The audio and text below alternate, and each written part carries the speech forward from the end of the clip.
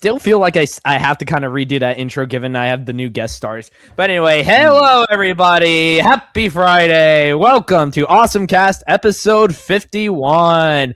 I am your host, Brandon the Awesome, and here are my co-hosts, Wolfscar, Iron Inquisitor, and John Gets Gaming. Say hello, everybody. Good evening. Oh, thank you, audience. Oh, damn it. I got to start pinning Wolfscar in the comments, too. Oh, that's just more stuff I have to put in the description. That's fine. I found a way to streamline that. All right. I was listening to the Far Cry 3 Blood Dragons soundtrack, and I was like, this would make a great podcast intro song. Their one opening song. Maybe. I don't know. I'm liking my Metallica one so far. Yeah, I really like the heavy riff. I actually found the edit. This is the edited version where someone put the Taco Bell ring in it, so it's like I have to use that. I think I could get away with using that. And you just need to add the Undertaker gong to it. All right, and as expected, Justin Avarella shows up, and he is lurking. Justin, he is lurking. Always shows up. Always shows up. That guy has no life to call his own. I'm debating on kicking him out of the channel entirely because it's like he keeps harassing like the other members of the other subscribers.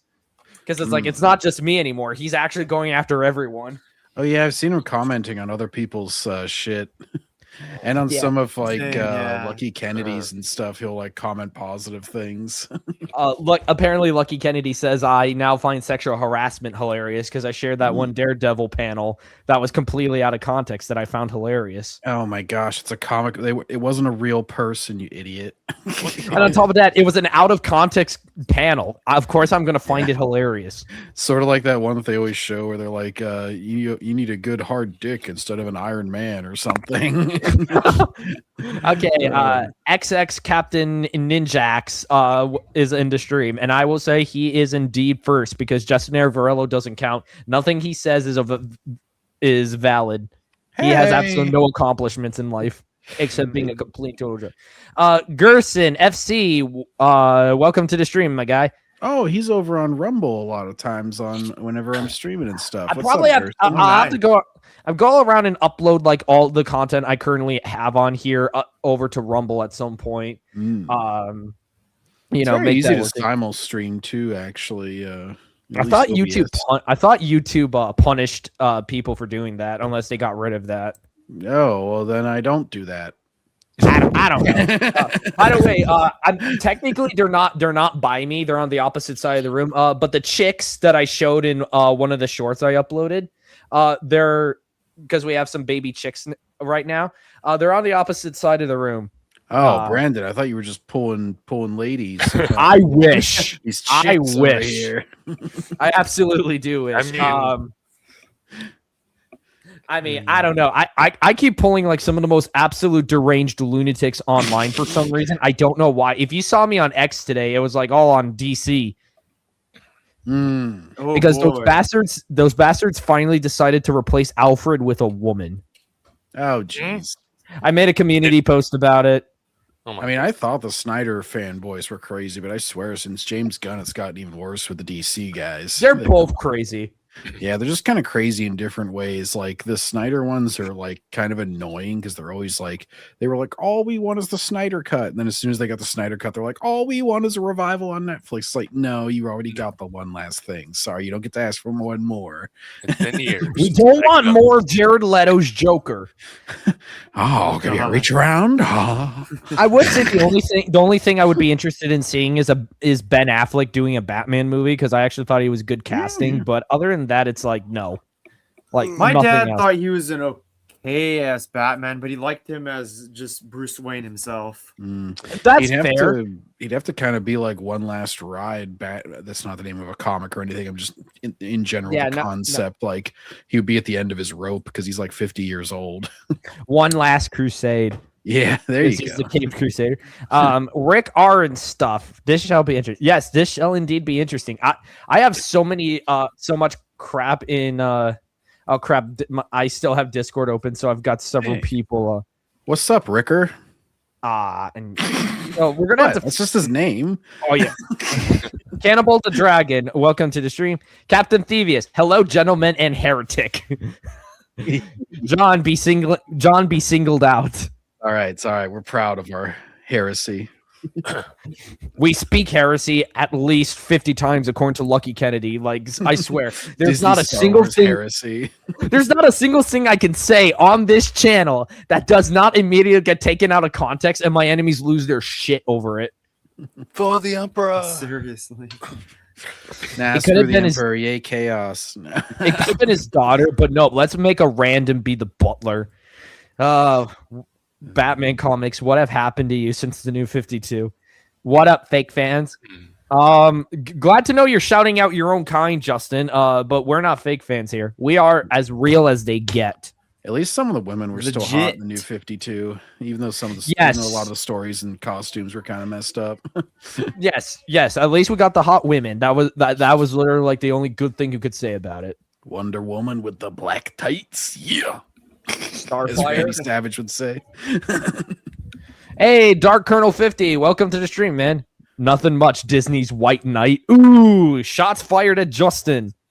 And he won't have a snappy comeback because he's too much of a sheep. All right, we're going to have to figure out how else we're going to show off the Pedro Pascal thing because what John sent me, unfortunately, apparently I can't access anymore. Maybe he deleted his account. Hi, yes, it says the account doesn't exist, but I'm thinking he deleted it. John Gets Gaming, could you please stop pointing the lights at you? It's too bright. Hey, Justin, how about you shut the hell up? Pointing the lights at me. Oh, I think my screen is actually shining on because I only have one light on in the room and it's like all the way over there. Yeah, But that I could do be see it. that there is brightness on my face. It's fine. It doesn't bother It's anyone not else. distracting. It just bothers the pussy that is John.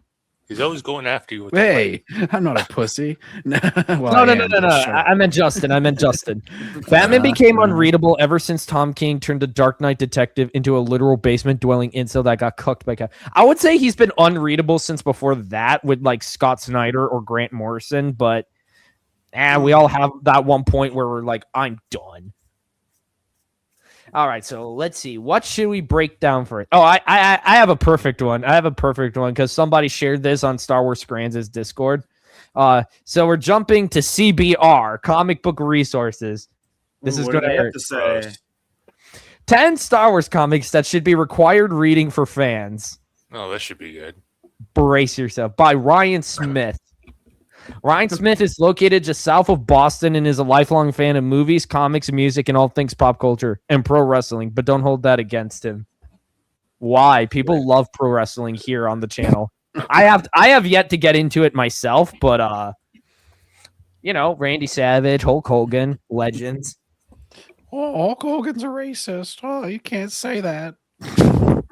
Star Wars comics have been a staple for the franchise, dating all the way back before Star Wars Episode 4: A New Hope even hit theaters. Okay. No. I don't think. Did the comic adaptation of the movie come out before the movie did? I know the novel did. Yeah. Yeah, I that's believe I actually so, just yeah. listened to the At least. novel. Yeah. But I'm not sure about the comics. Hang on. I'll check that right quick. I'm pretty sure, though. Hold on. First Star Wars comic release date. Much of the early success Star Wars experience was aided by the existence of the comic books, and that has been a truth carried on all the way to the franchise's modern. I mean, to be fair, it's not just the comics; it's the video games and the novels and the action figures. Whether it was whether it was satiating the diehard fans during the late 80s to early 90s, when new Star Wars content was extremely rare, or adding much needed context to the prequel trilogy in between.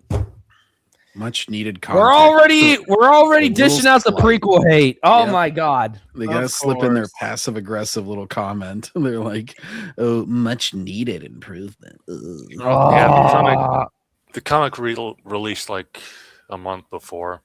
Okay. All right, pretty close. To be honest with you, I don't think that really had much to do with the initial film success, considering Yeah. a lot of it was visual as well. Same with the novel. When new Star Wars content was extremely rare, and between movie releases, the comics have always been an important aspect when visiting a galaxy far, far away. For as great as it is to have this plethora of additional stories for Star Wars fans to dive into, there are a few that are essential for any fan to experience. From character-centric pieces to anthology series, and certain Star Wars comics are worth going out of one way to check out, even if some are now considered non-canon. Screw off. They're already wrong with that 10 spot. So. Darth Vader 2015 marked the iconic Sith Lord's first ongoing solo comic. Oh, No. God, I've heard bad. There are so many bad things. You have Vader getting That's talked. Dr. Afra, right? Yeah, Dr. Afra was in one of these. She was introduced via one of these Vader series because there was 2 of them. The only thing one I know of them about got that canceled. character is that like this was aren't I they think like this was the alphabet comic person one and that's that why like introduced the whole bleeding thing. Ugh. bleeding. Yeah, there was the lights, and you had like that thing where Vader thinks about cutting down Palpatine and going to find Obi-Wan and apologizing, even though by this point he's supposed to be basically too far gone. Yeah, if he was gonna have that thought, he would have just never fought Obi-Wan in the first place. Because that was Hey, like when he visual still had- nonsense. like he had, Welcome to the he- stream. Like if he's Hey, not welcome going to to turn on Nonsense. Palpatine when all he had done is cut off Mace's hands, like, and he still had his wife, he still had Obi-Wan and stuff, like, then he's not going to turn years later, just randomly. All And right. of course, also the Inquisitors also continue to be in Disney canon in these comics continue to be useless. The Inquisitors further jobbing in that new mall show where they're just like show up to get their asses kicked again. Paul Soylord. To my knowledge, the first few issues were released prior to A New Hope, with the 6th issue being released the day the film was released. Nazar Servant Arc, welcome to the stream.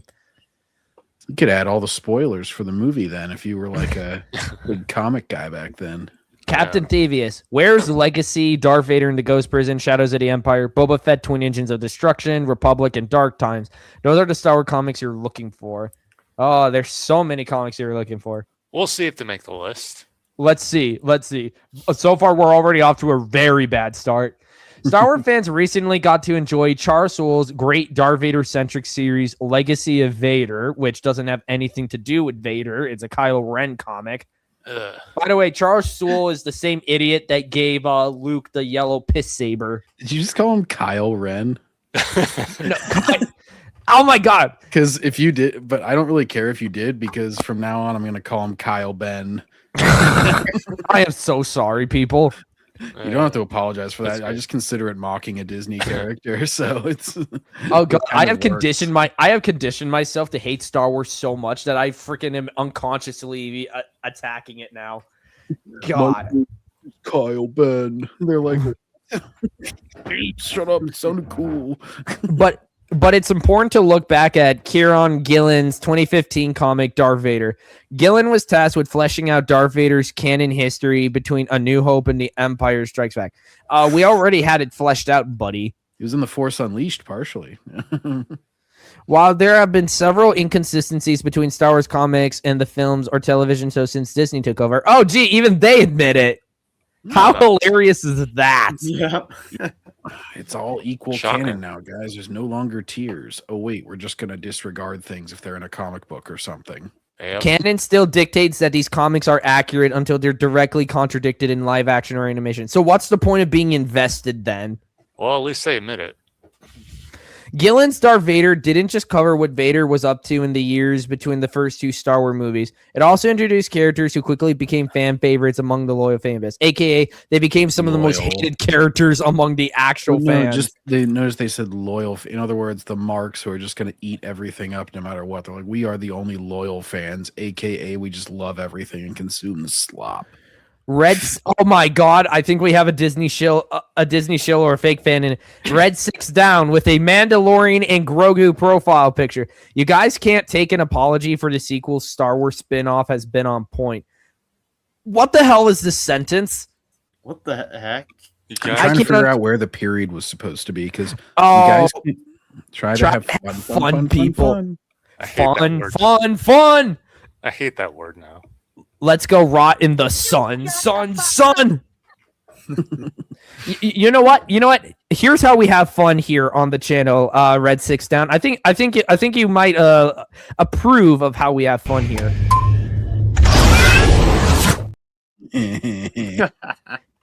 Suck it, bitch. Die, baby Yoda. Die. Andor already contradicted the Cassian and K2 comic. Exactly. So what's the point of being invested in the comics if they're not even going to bother and try? And the point that I always make with that one is that K2SO was only in like 2 scenes in Andor season 2, and Gilroy still just couldn't be asked to just like slightly edit 2 scenes. He's like, no, I don't care. Fuck you. Criff you. A Criff you unloads DL-44. Oh, so he's threatening violence now. Oh, I see how it is. I see how it is. You think it can threaten us? Well, we can tell him where we are if he wants to dox us. Here, I'm going to post a clip here. No, this is where you can find us, buddy. Okay, give me a sec. This is gonna be hilarious.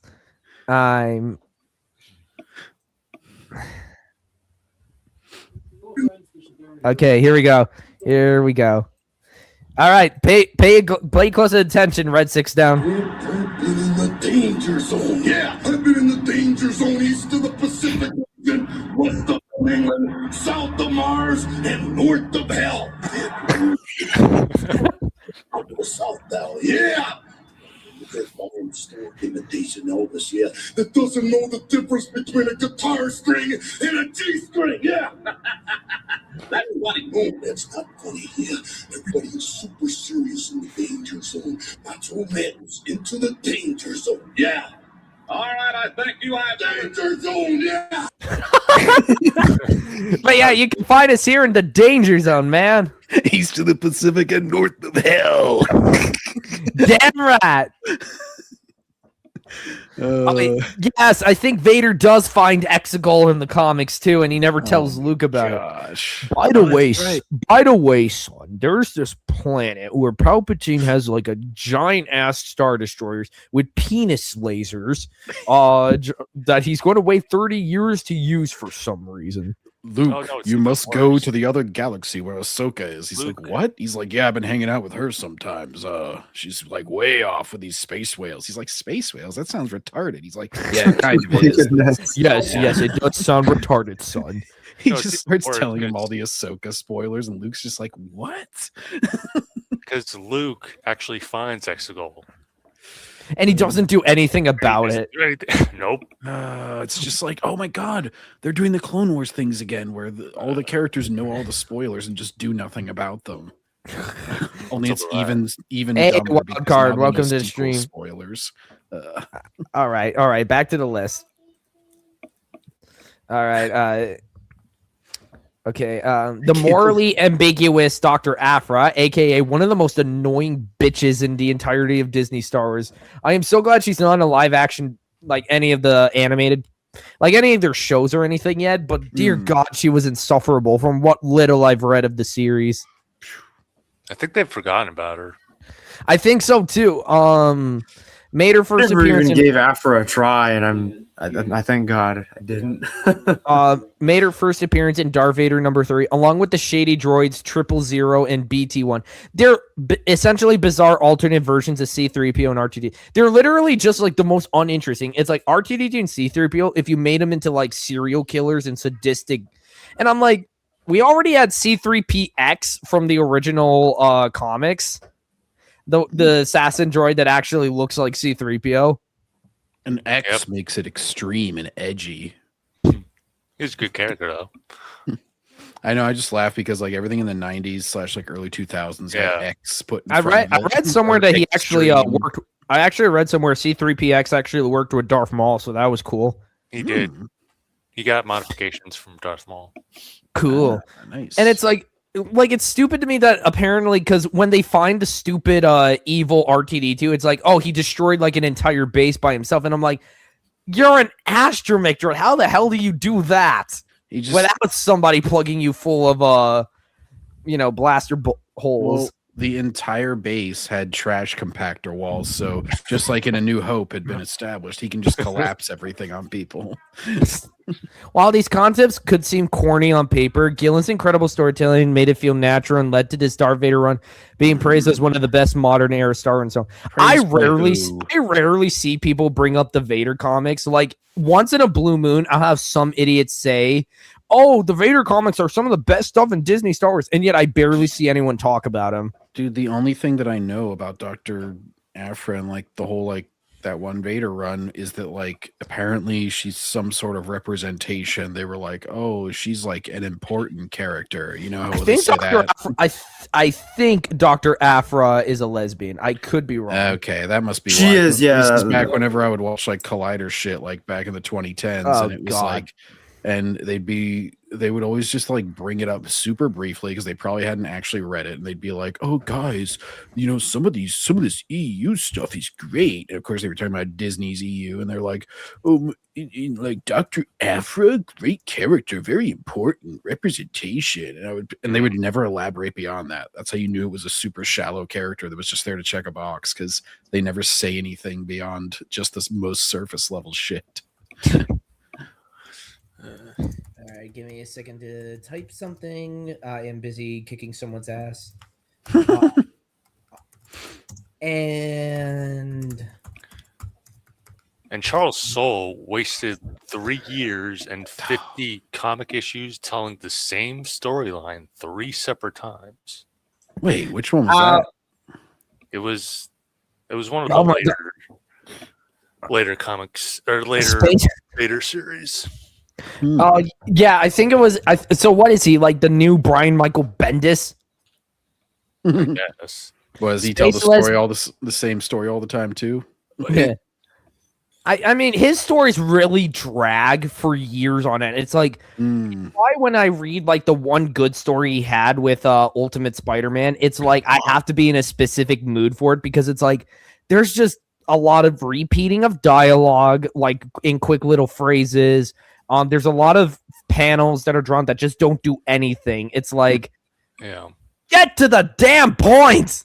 Yeah, it's the same thing with Vader and Charles because he had Vader seek power at least 3 separate times. He had Vader fight against Palpatine 3 separate times. Wait, they're just fighting all ended the same way. Vader gets the power. Vader tries to overthrow Palpatine, and he gets his ass kicked. And yet Palpatine is still having him around after 3 separate times. Well, it's because Sith apprentices are supposed to try to kill their master. No, but Sidious, it just makes Sidious. But if you fail at it, they'll probably kill you and get a new apprentice. Is usually how I figure it goes. I would have just dropped him. Yeah, Space Lesbian and her droids Temu HK47 and discount T3M4. Oh, Temu, yeah, the Chinese website it's like cheap knockoffs. Basically, is whenever they say Temu. Red 6 down. Every Star Wars movie has pros and cons. Yeah, tell that to the Mandalorian and Grogu, which grossed over $12 million, less than Solo. Yeah, every Star Wars movie has positives and negatives. So let's see. The Rise of Skywalker. What's a positive? Carrie Fisher talks in it sometimes, and it's nice to see her, I suppose. The only good part of it is the meme-worthy line of somehow Palpatine returned. That is like the only positive I can give it. A line so bad, it achieved internet meme status. That is like the only good thing I can give it. I did see some good memes out of the final scene, too. The Ray Skywalker, and you had everyone making fun of it. My favorite was I'm Ray. Ray who? Ray Mysterio, and a mask appears on her face. I love the one with the Peter Parker where it's like, oh, hi, I'm Spider-Man. I'm Ray Skywalker. Oh, we're using our made-up names. My favorite though is definitely the theater reaction of just everybody yelling at it as soon as it happened. Andor can override the comic because it's Rogue One and the OT. Okay, then what's the point of reading the comic then? You literally wasted money for something that has no actual impact on the galaxy. Yep, and it shows that the maker of Andor, Tony Gilroy, he doesn't give a shit about reading a couple. You could just read a wiki synopsis, dude. Continuity doesn't matter. Yeah, Andor Rogue One connected to the OT with Yavin 4 and Mothma. No, it doesn't, because both of those things are non-canon. Jangling keys doesn't mean you really connected in any meaningful way. They also had C-3PO and R2 appear in Rogue One and go, oh my, what's going on? Like, the Star Wars 2013 gave readers a look at George Lucas's original plans. This series is actually pretty good. Yeah, I back when I was subscribed to Linkara, I literally am so ashamed of doing that. Oh my god. 88% fresh from audience, 60% critics, higher rated than The Rise of Skywalker. Like I said, spin-off, game on point. You literally just not use the corrupted site that is Rotten Tomatoes, did you? Let me guess, that's verified audience score rather than the regular audience score. Totally not anything funny going on, man. Where you have to buy a ticket on Fandango. Oh my god, he's being cringe as fudge right now. Sequels, this is the goddamn way. Okay, wow, that's terrible. You're having a spin-off better than like you know what? This is the way Star Wars dies. Anyway, with 2013 applause. Oh wait, no, nobody's clapping. 2013's release of the Star Wars should put to rest anybody's opinion that Star Wars always needs a solid roadmap to come out worthwhile. I'm pretty sure the sequel trilogy pointed that out. Yes, Disney Star Wars sequels got thrown off course due to fan backlash following the release of Star Wars The Last Jedi, which resulted... It was only off course after The Last Jedi, this person thinks. And this is the classic revisionist history. I saw this earlier today by somebody. They're like, Disney has ignored kids after they've tried to please Gen Xers too much. I'm like, they've literally just insulted all their old fans. I don't know where you would possibly get that idea. Which resulted in Star Wars The Rise of Skywalker failing to please most corners of the fandom. But reading the Star Wars reviews, that George Lucas never had the strongest plan for his original trilogy either. The guy had something written down, at least. Also, so this is basically like for a while they tried to just defend, the sequels. Yeah. And then once they became indefensible, they said, well, shit, now that we know that's what they do with a lot of projects. It's like when a project comes out, you can't say shit about it because then you have like 100 different people coming up. I remember I was one of the people who hated Marvel Spider-Man 2 back when it came out, and you could not say a single bad thing about that game without having 100 different people coming after you for it. And now it's like, oh, yeah, you can go ahead and shit on it all you want because people have basically just accepted it's one of the worst video games ever made. But yeah, so it's like a progression where it's like, oh, now we have to blame something else. And so, it with like Spider-Man 2, it can be like, oh, well, it's just that AAA model doesn't work anymore. Or it'll be like with this, it's like, well, it was the toxic fans' fault. It wasn't, it wasn't because those Last Jedi fans. If they had just stayed the course, I'm like, what Last Jedi fans? Yeah, all 6 of them on Twitter. But like literally, that's the revisionism they've tried doing, where it's like, now that we can't defend Rise of Skywalker, we'll just try and blame it on somebody else. Here he's trying to brainwash my audience right now. I recommend Alphabet Squadron by Alexander Freed. Thank you. I will have something to burn with the fires this coming winter. Read the X-Wing books instead. Oh, here we go. He's already making it political because you grifters are like the current administration. Wow. I always knew one day I would be compared to the greatness that is Donald Trump. Are Disney fans like the illegal immigrants? Are we throwing them out? Oh, gotcha. Who's the Iranians in this metaphor? Ooh. Can't wait for the Birdman to expose you, Brandon. I mean, it'll just get Brandon viewers if Birdman brings his retarded ass in. He'll be like, "Oh, see, they didn't like Rise of Skywalker. That's why they're racist." That's about as deep as his arguments go. That's gonna make it even. That would make for one hell of an episode of Awesomecast because we'll be just tearing them apart. I mean, shoot, if I was old enough, I'd ask Kinoflex to come on so we could rip Birdman apart. Okay. But reading. Okay. And that a lot of the success the series experienced during its early days came as a result of trial and error or pivoting the story as he went. Yeah, no shit, dude. That happens to literally any movie ever made. That's called writing. The Star Wars is an adaptation of Lucas's original Star Wars script, featuring vastly different versions of the fan favorite characters and concepts fans have come to know and love. The main protagonist was the young Anakin Starkiller, whose Obi-Wan mentor figure was an old weathered Luke Skywalker. Han Solo was a green humanoid alien, and the Jedi were known as the Jedi Bendu. The Star Wars may come as a shock to fans of Star Wars. I mean, not really. People have known about this stuff forever. I don't think there's a Star Wars fan alive that hasn't seen the Ralph McQuarrie paintings. And generally speaking, is nowhere near as interesting as the finished product, but it's still well worth the read for fans, if for no other reason than to see just how different Lucas's original version for Star Wars was compared to what the world eventually got. Having Elseworlds or early draft versions of a story does not mean that canon shouldn't matter. And like that's what this person's trying to assert. Like, oh, this exists, so like none of this matters. And yet the series was way better than the sequel trilogy. What does that tell you? Mm-hmm. Oh god, this explains so much. I'm socialist like the rebels. The rebels are not socialist, you idiot. I voted for Dr. Jill Stein. Okay, I don't know who the fudge that is. Yes, it sounds like that. Cassian Andor's young Stalin. And Cassian Andor is young Stalin. Oh, that gives me just a bigger reason to hate Andor's ass. Yeah, so Andor is going to starve like however many tens of millions of his own people. That's weird. I didn't think the rebels had that many. It's a weird comparison. Star Wars 1977 feels like a fever dream all these years later. It was the late 70s.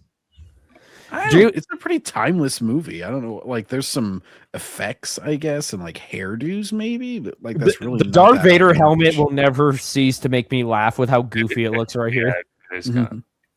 Oh, you're talking about the whenever you said Star Wars 1977, I was thinking that the green color and his the helmet part looks like some sort of like like the back fin of the helmets are a little wonky because it's like one side, like this side looks perfectly fine, this side doesn't. And trust me, I know how hard it is to draw Darth Vader's helmet. If you saw my sketch for Princess Leia, I actually had to base the Darth Vader helmet off a painting an aunt of mine made of Darth Vader, which actually looks really cool. Hey, Arachnid Youth, welcome to the chat. Can't wait to have you on stream, buddy. 10 minutes left at work. I'm saving the best stuff for you, buddy. We all need to be leftists. Sorry, we're not interested in joining your cult of mentally ill people. Okay, I shouldn't say that entirely. You know, I have some friends on the opposing side that are actually pretty well put together, like Coolio.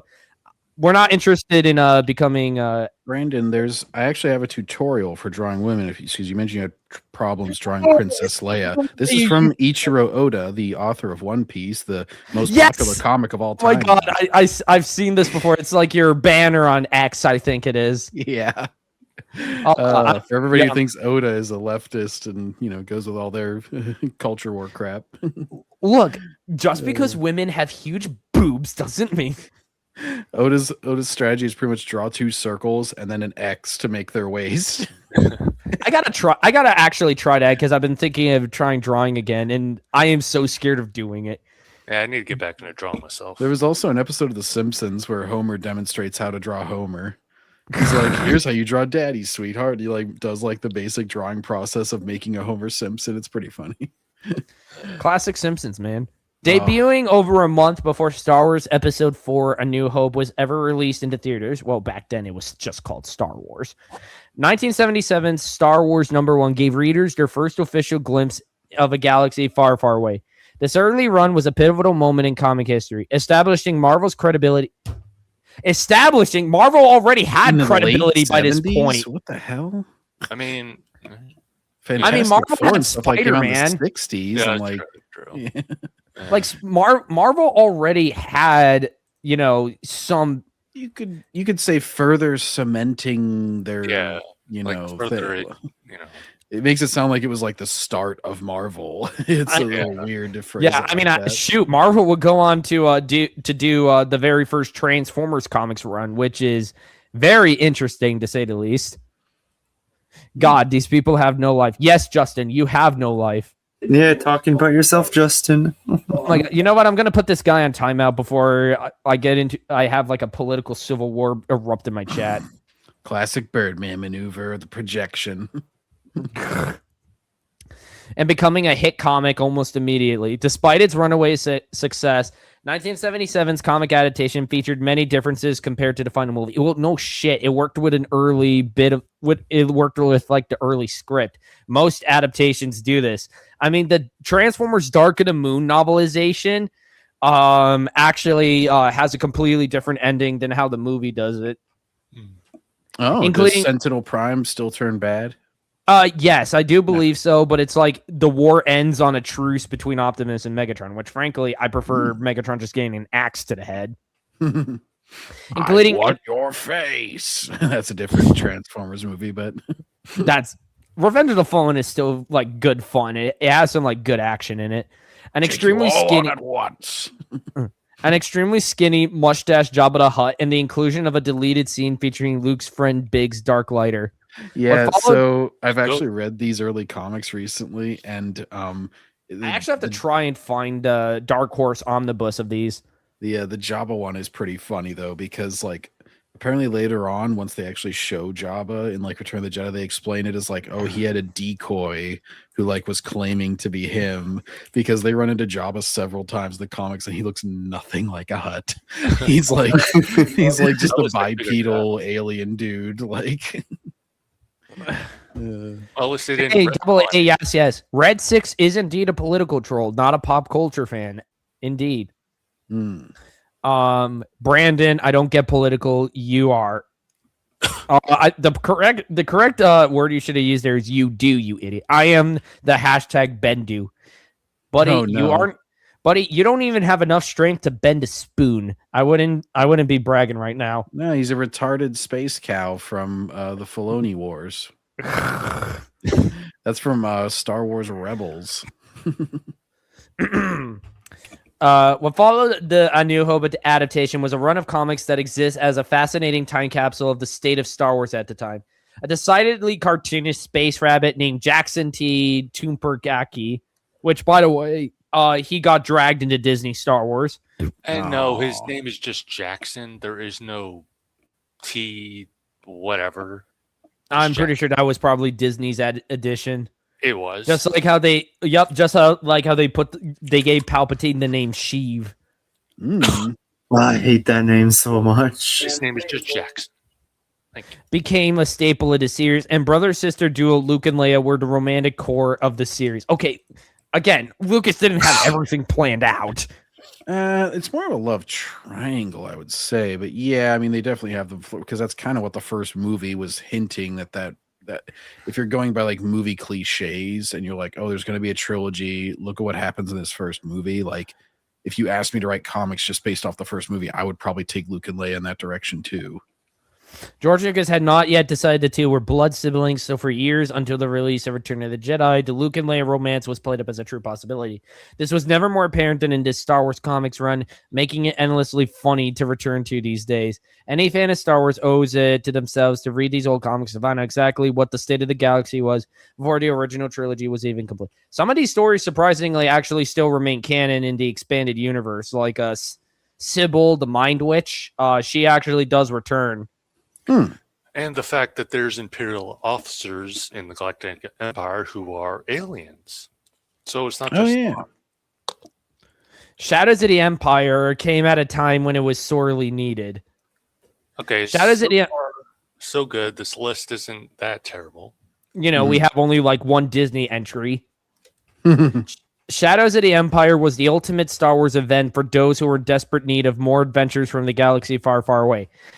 If the Thrawn trilogy and Dark Empire weren't enough for you already, during a time when that was plus the Jedi Academy trilogy, leaving out some stuff on here. There's like, Many consider Shadows of the Empire to be the biggest marketing campaign for a movie that didn't exist, as it spanned across not only comics but novels. There was only one, video games, role-playing games, and even its own action figure line, which I still have to collect. I only have like 2 figures from Dark Empire right now. What the heck, man? Look, man, I'm trying, but I'm not made of money. I just spent like $600 at Comic-Con last week. Damn. I actually did get to meet William Shatner, by the way. I was just gonna ask that. Yeah. Nice. Yeah, I actually met him, and I could not stop crying. I legit was like in awe that I was in front of an actual celebrity. And then he slapped you and was like, "Good God, man, get yourself together." Actually, no, he was extremely nice. He's a nice old man. Yeah. I know it's going to sound a little gay, but he actually did offer to hold my hand while we were taking taking a picture, because it was like I was crying. Mm. I'm sorry, but it's like this was my first time meeting an actual celebrity, so Yeah, first time for everything. Captain Kirk, inspiring fellow. Very nice man, actually. Set between the events of The Empire Strikes Back and Return of the Jedi, Shadows of the Empire follows Luke Skywalker and Princess Leia as they attempt to liberate the Frozen Han Solo, all while Darth Vader continues his search for Luke. Vader himself is at risk in this story too, as the manipulative crime lord Prince Xizor. Did I pronounce it right this time? Yes. Close. Thank you. Close enough. Oh my gosh, please! Is on a mission to replace him to join Emperor Palpatine's side. Shadow of the Empire is also notable for introducing fan favorite character Dash Rendar, the star of the video game, who aids the heroes in their plight. While the quality of storytelling varies from project to project, the novel myself is actually my current favorite EU novel. The comic itself is a fascinating look at what adventures Luke and company could have gotten up to when they had no Han Solo to help them. Could have? You mean did have? Hey, Dark Empire is actually on this list. Oh, surprising. I still gotta play It's that. usually the punching bag for, "Whoa, what the E was bad, man." What year was that? 91. Okay. Was the original debate among Star Wars fans. Oh God, here we go. By the way, this was the first trilogy. The first trilogy I ever actually bought with my own money. By the way, Dark Empire may be among one of the most divisive Star Wars comics ever published, and it is for that reason that it deserves at least one read-through from any Star Wars fan. This is a story that does the unthinkable, and as Luke Skywalker briefly succumbed to the dark side and genuinely joined its ranks alongside a cloned Emperor Palpatine. This has been a point of contention among the loyal Star Wars fans for decades now. Anyone who hates this comic is wrong, as some believe the turn erases Luke's entire arc from the original trilogy, while others feel it added a necessary edge to the character that had been missing prior. Ultimately, it's Leia who can break free the allure of the dark side and save her brother, making Dark Empire more of a vehicle to establish Leia as a power to be reckoned with among Force users. No shit, she's the daughter of the Chosen One. Yeah, they are twins, so they probably share more than just a birth date. Well, they also it's the context of why Luke sided with Palpatine, but okay. It's also a fascinating look into what Luke's fate could have been had he acted on his own worst instincts during his battle with Darth Vader from Return of the Jedi. Even if it's a mildly infuriating concept to some longtime fans. Still, any fan of Star Wars should read Dark Empire at least once so they can join the never-ending debate, because there aren't enough of those among the Star Wars fandom already. Why do people always try and single out Star Wars for this? Any long-running series has lots of debates and contentious subjects. Transformers is a great subject for that. Yeah, and there's nothing even wrong with it. It's like you have a long-running story. Naturally, people are going to agree or disagree with different aspects of it, and the longer it goes, there's going to be more bridges, forks in the road for that sort of thing. Yeah. People always try and single out Star Wars fans because they try and ruin their reputation. They're like, "Oh, nobody hates Star Wars when Star Wars fans." No shit. It's like people who are passionate about the franchise are going to hate when it's butchered. When it comes to celebrities, I've met Kevin Conroy in person. He was an absolute gentleman. I even met the OG Red Ranger Austin St. John and the Master Chief Steve Downs. Awesome. Nice. I met Andy Serkis because I had him sign my Gollum PS4 game. Got a good laugh out of him for that. Prince 'Cause, Scissor. Wow. it had just come out, and he happened to be visiting Pittsburgh around that time. I was like, it's too perfect. I was playing this on stream for fucking lulz, and brought in the slipcover for him. That was definitely the best one. And then, yeah, William Shatner. That was a very brief photo op. And then Randy Rogel, and who wrote a lot of the songs for the original Animaniacs, and oh god, the voice actor. Now I'm brain farting on his name. But one of the voice actors for the Animaniacs, one of the two main. No, I know Nolan. Oh yeah, I think I heard somewhere that the voice actress for Dot can't go to conventions because people act weird around her or something, That's or interesting. creepy stalker behavior or something. Something happened. That happens with a lot of women, and unfortunately, places like TwitchCon don't offer very Actually, good security. Nolan North was actually there, but my brother didn't get to meet him because my brother loves Uncharted. Nolan North has done a million video games. He's in the Arkham series as Penguin. I think he does. Oh no, that was Troy Baker who did Joker in Arkham Origins, who did a really good job of Joker. I heard Troy Baker is an asshole though. Oh really? Oh, really? Yeah, that's what I've heard. I met 2 of the 3 Blues Clues actors. My girlfriend was squealing. Oh, and I met the actress for Jean Grey in the Fox X-Men movies. Now, which Jean Grey actress? The one from the originals or the ones from the reboot? I'm guessing he means the original, like 2000. Oh gosh, I forget what her name is. She wasn't in a whole lot after that, so she probably does a lot of conventions. Dark Colonel 50. I mentally damaged Justin. He won't be coming back anytime soon. You know what? I should make you a moderator, dude. You did the Yu-Gi-Oh! Mind crush on him. Okay, he says it's the OGs. All right. Okay, Star Wars 2015 rebooted the comic series for a new era. This was such a forgettable comic series. Yeah, I think the only I thing I don't remember anything about it when I read it on those sites. What is up with C-3PO? He looks so odd here. He's like super shiny. He looks like kind of like a JoJo character. Like he's got very defined ridges. 2015. Oh God, no, not Jason Aaron. No. Not the same guy that destroyed Teenage Mutant Ninja Turtles. Please, God, no. Brandon, you just did the Michael Scott from The Office, the GIF. He's like, no, God, please, no. That was perfect. Yeah. I knew you sounded like something. I was just like, I can't pinpoint it. And then I just thought about that. Oh my God. No. Okay. Here we go. John Aaron, Jason. I actually saw him, Jason Aaron at a convention last year. Nobody was in line for him. And John Cassaday marks the beginning of a new era in Star Wars comics, a shitty era, being a reboot of the original Star Wars series that started once Disney and Marvel acquired the rights. Because of course we can't let Dark Horse continue doing their badass work. You know how I said they before, don't deserve Dark Horse. So yeah, really, they would just probably veto anything good that they wanted to do. But as mentioned before, like a good sign of a bad character is when they only mention like the boxes that they check and they say like that's the only positive thing. Another bad sign is whenever they're just like, oh, it took us into a new era, or like it's the new thing. Like that's all they can list as a positive. It's like, because taking us into a new era just means that you're just a new thing, basically. So it's like that is nothing about your merit or how good your story is. Okay.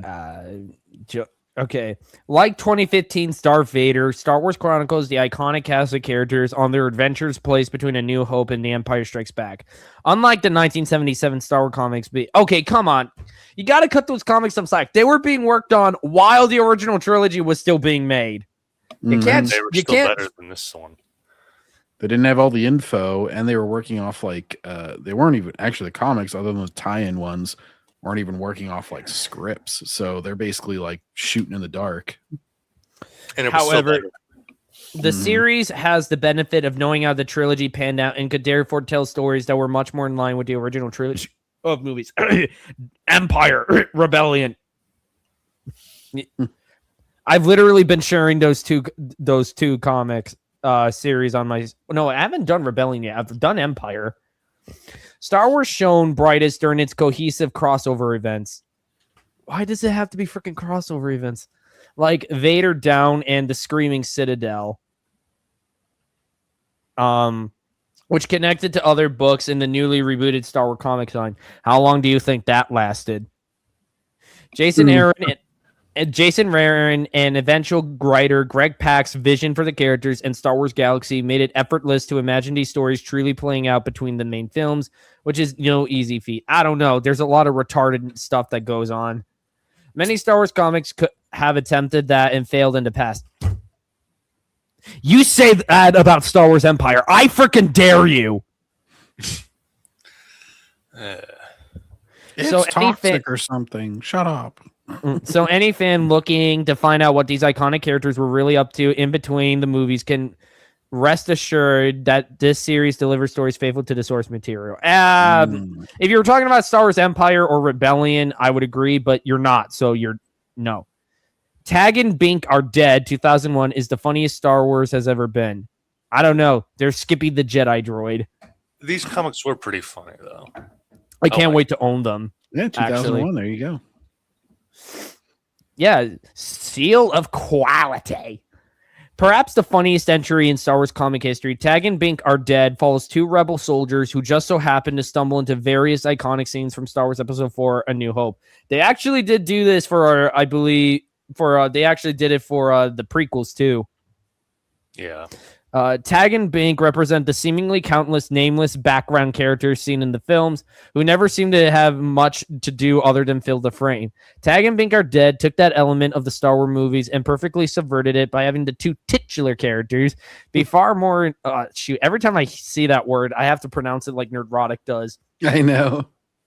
Be far more involved in the action than anyone watching would have ever expected. Of course, this comic was never truly considered canon and takes place in the Star Wars Infinities timeline, which really isn't a timeline considering that's very much non-canon, which places stories outside of the events of even the Legends continuity.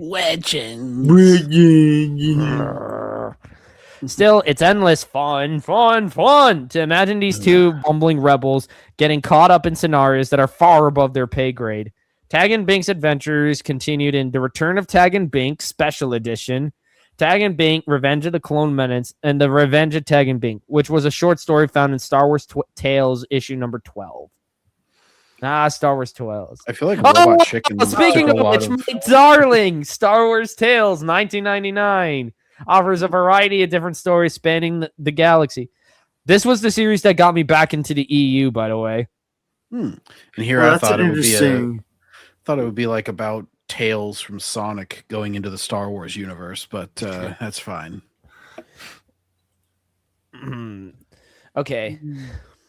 Speaking of Star Wars Tales, Star Wars fans everywhere owe it to themselves to track down as many issues of this anthology comic as they possibly can. I mean, they are gathered into trade paperbacks. My library has them. Hardcover, too. Support your local library. Each issue features a variety of short stories from a number of talented creators. The stories told within the pages of Star Wars Tales span every era of Star Wars and feature characters and fun cameos on every page. Like you have the infamous Indiana Jones Han Solo crossover. Oh. The best crossover in comics history. You go, hey, you're pretty handsome. Thanks. Oh, no, Han's dead. Han dies in that story.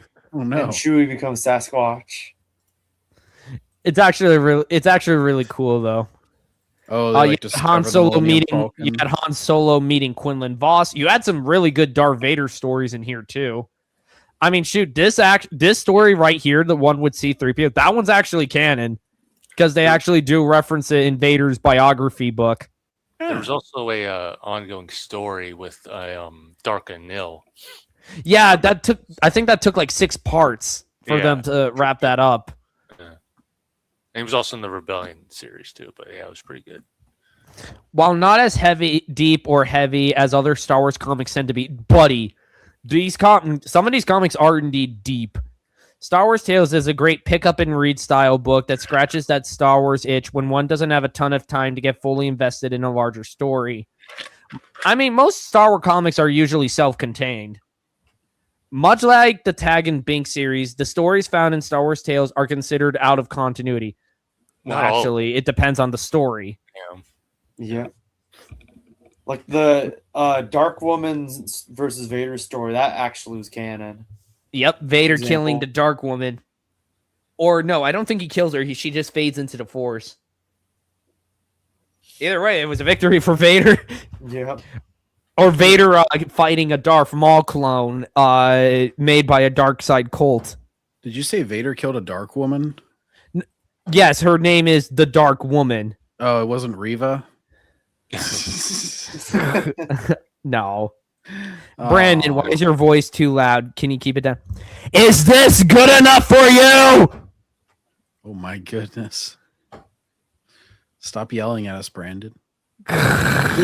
Doing our best as your co-host. You don't need to be mean. No. I'm talking to Justin. No, I'm not. No. Yes, tagging Bink are canon. That is why the two royal guards go around to the other side of the elevator. That's tagging Bink. Nah. I mean, you could say they're tagging me. Yeah, but Well, okay. Existing in her own pocket canon alongside the main Star Wars content. It's called non-canon. There's no separate canons. What the fudge? And if you're gonna do non-canon, like you do it with something like that rather than anybody who like is actually important or like plays into the story. Like that's like a parody, basically, like Robot Chicken style, you know? Robot Chicken Star Wars is so good. Mm-hmm. In fact, it was the success of Star Wars Tales that ultimately helped lead to the creation of Star Wars Infinities in the first place, providing readers with an almost endless supply of alternate history stories to sink their teeth in it. They only made like 3 Star Wars Infinity stories. Are they just saying Unfortunately, that they didn't- because they're both anthologies, basically? Like they're like, oh, it led to this other thing. It's like I think they're just in Probably. the same genre. I don't think that necessarily means like Oh, piss off for referencing Star Wars Empire and then saying, oh, there's no stories in between the original trilogy movies when you literally acknowledge that Star Wars Empire exists. Referencing Empire Volume 2, Dark Lighter, shines new light on Luke's childhood friend. I do not own this volume yet. I only have the first one. such a great character. Mm-hmm. We were a couple of shooting stars, Biggs. Nothing ever stopped us. that was in the original novelization of New Hope. I remember. Oh, I really? remember the line. Yeah, I just read that actually. That's why I remember it right now. Biggs Dark Lighter was a side character introduced in Star Wars Episode 4, New Hope, but little more was known about him for quite some time, unless, you read the novelization like John did. Mhm. The movie relayed the information to viewers that Biggs was a friend of Luke Skywalker from Tatooine and revealed that he was killed by Darth Vader during the Battle of Yavin dogfight. I mean, not revealed, it showed us that. But what he did like for most... we knew his general relationship, but the novelization added like a whole conversation that him and Luke had back on Tatooine, and then another whole pretty big conversation in the hangar bay. And that's whenever they established that phrase that Brandon just referenced. In 2004, the same year I was born, Star Wars Empire Volume 2 Dark Lighter was released, chronicling Biggs' journey that eventually resulted in landing alongside his friend Luke during one of the most pivotal battles in the history of Star Wars. Dark Lighter represented exactly what so many Star Wars fans wanted for years. A story fleshing out a side character while also offering a glimpse into the less explored corners of the galaxy. With the crappy modern Disney Plus Star Wars TV shows diving deep into even more side characters, not really. It's important to appreciate that the Dark Horse Comics Empire series laid the groundwork for that type of story. It did not, because Disney Plus failed the assignment miserably. Epic fail. So it's just like this attempted the same general thing, so it laid the groundwork. It's like, no, it sounds like it laid shitty groundwork. And Dark Horse also did work for Luke's other friend, Tank, aka Janek Sunbar. Yes, the one who actually became an Imperial officer. Yes, and he has a great story. I was thinking of buying that Dark Lighter series right there. Buy the entirety of Star Wars Empire. Star Wars Empire has so much good stuff about it. Hey, look at that, the Thrawn trilogy. Let's go. I feel like it's weird, Yeah. however, because it's like the Thrawn trilogy is mainly known as, novels. Also, Yeah. of course, they're using the shitty Legends art. Like the way Thrawn's face looks, it looks a bit off with his eyes. He's squished.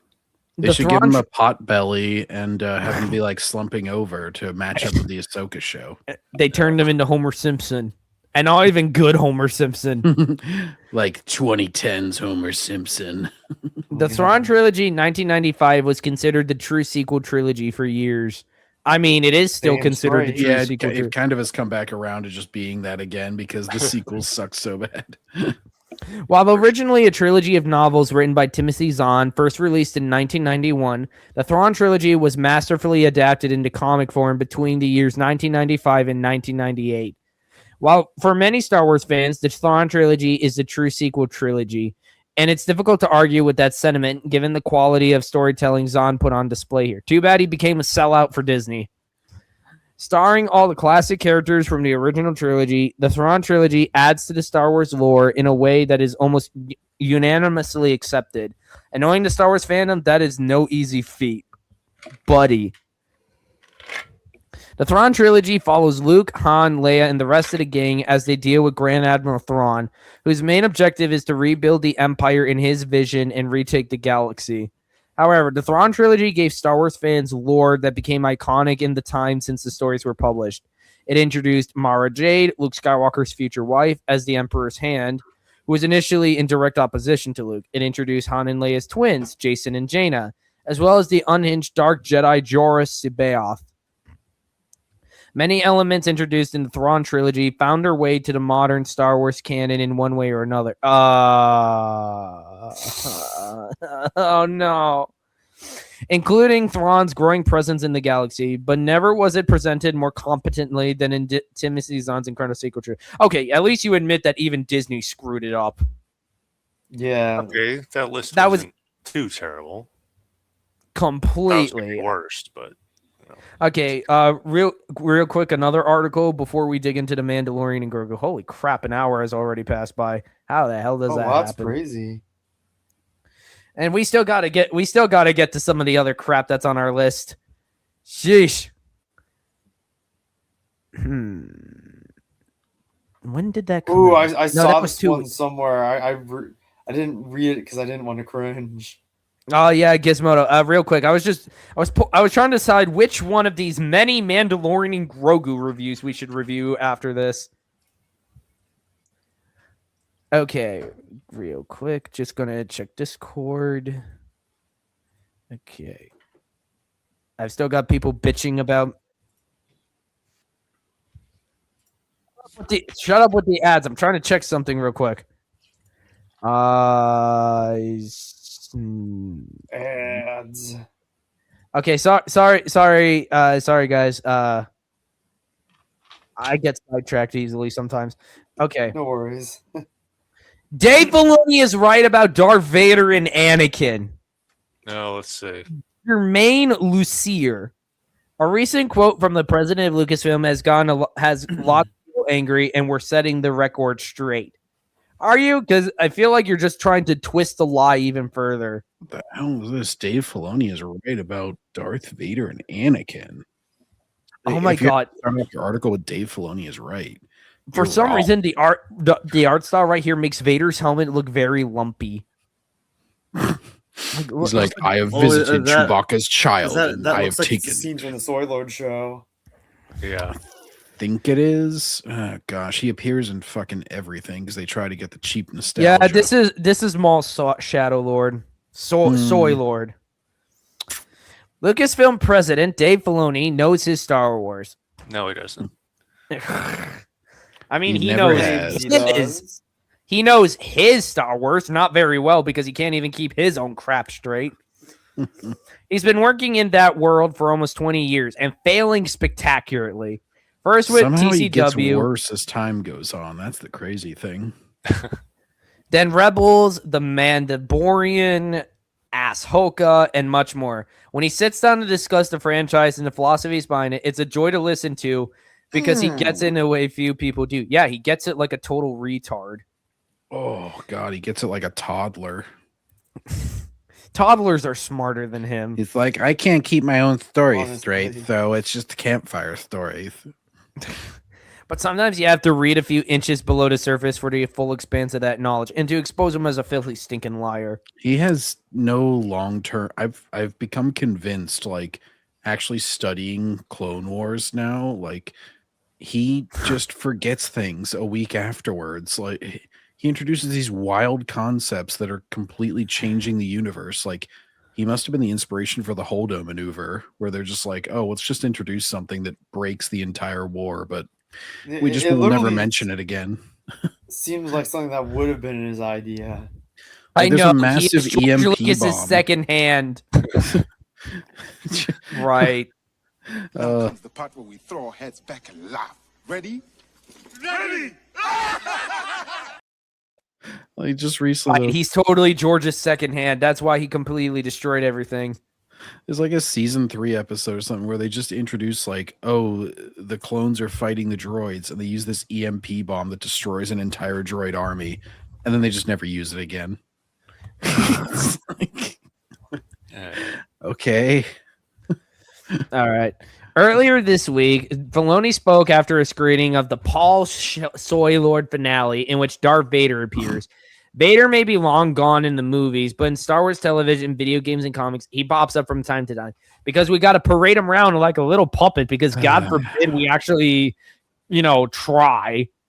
Filoni spoke about why it's important to handle Vader in the right way and what he believes the character is feeling in this specific time frame, which is before the events of A New Hope. Oh yeah, let's convey how he's feeling by having him not talk at all and just lightsaber fight Darth Maul because Filoni has to mash his action figures together.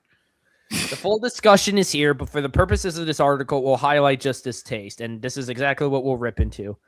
The key to Vader for me is that he's not Anakin, Filoni said. He doesn't recognize that. He can't. Well, no shit. He literally Anything said that- that. Anything that reminds him of Anakin, he's going to destroy. So when he sees a Jedi, he's going to destroy the Jedi because the Jedi will remind him unconsciously or consciously that he betrayed all of his friends and everything he knew in the life he grew up with. For what? For nothing. He lost everything. He made a bad trade. He was lied to. He was deceived. He can't accept that truth. No shit. Anybody could tell you that.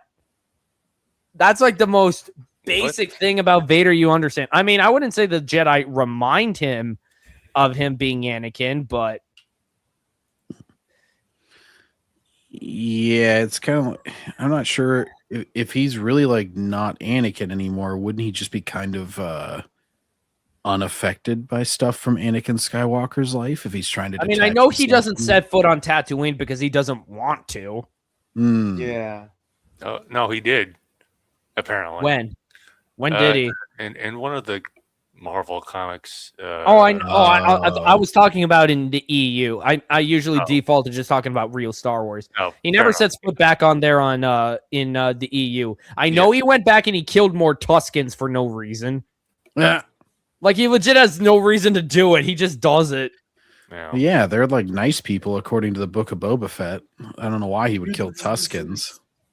In the days since Filoni's quotes, fans on social media focused in on that first line. The key to Vader for me is that he's not Anakin. Some are mad because obviously Anakin Skywalker is Darth Vader. Why would Filoni say he wasn't? We watched 6 movies about that very fact. Well, Filoni isn't dumb. He's retarded. He knows this. And a little later, he explained it very clearly. I find a lot of pity for him because of what he did and the depth of his treachery. And that's Darth Vader. Anakin's trapped in there somewhere, and Darth Vader won't let him surface.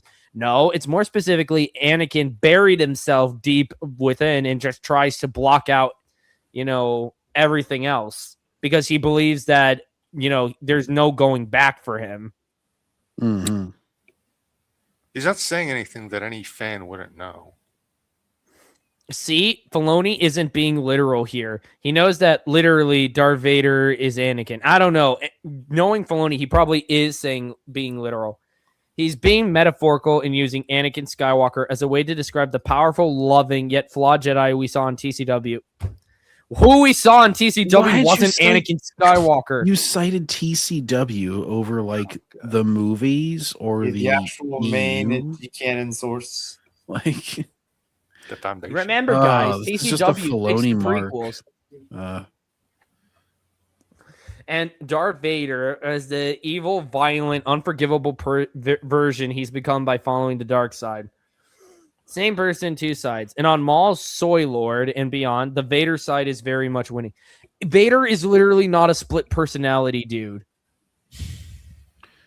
Here's a concept, Star Wars. They're trying to come up with an excuse for the Soy Lord version having absolutely no personality. Absolutely no dialogue. It's just there for a cameo and to get a cheap pop of like, oh, it's Vader fighting Maul. You know?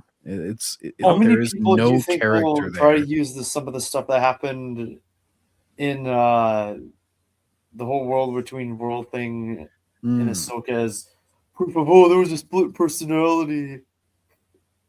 I don't want to.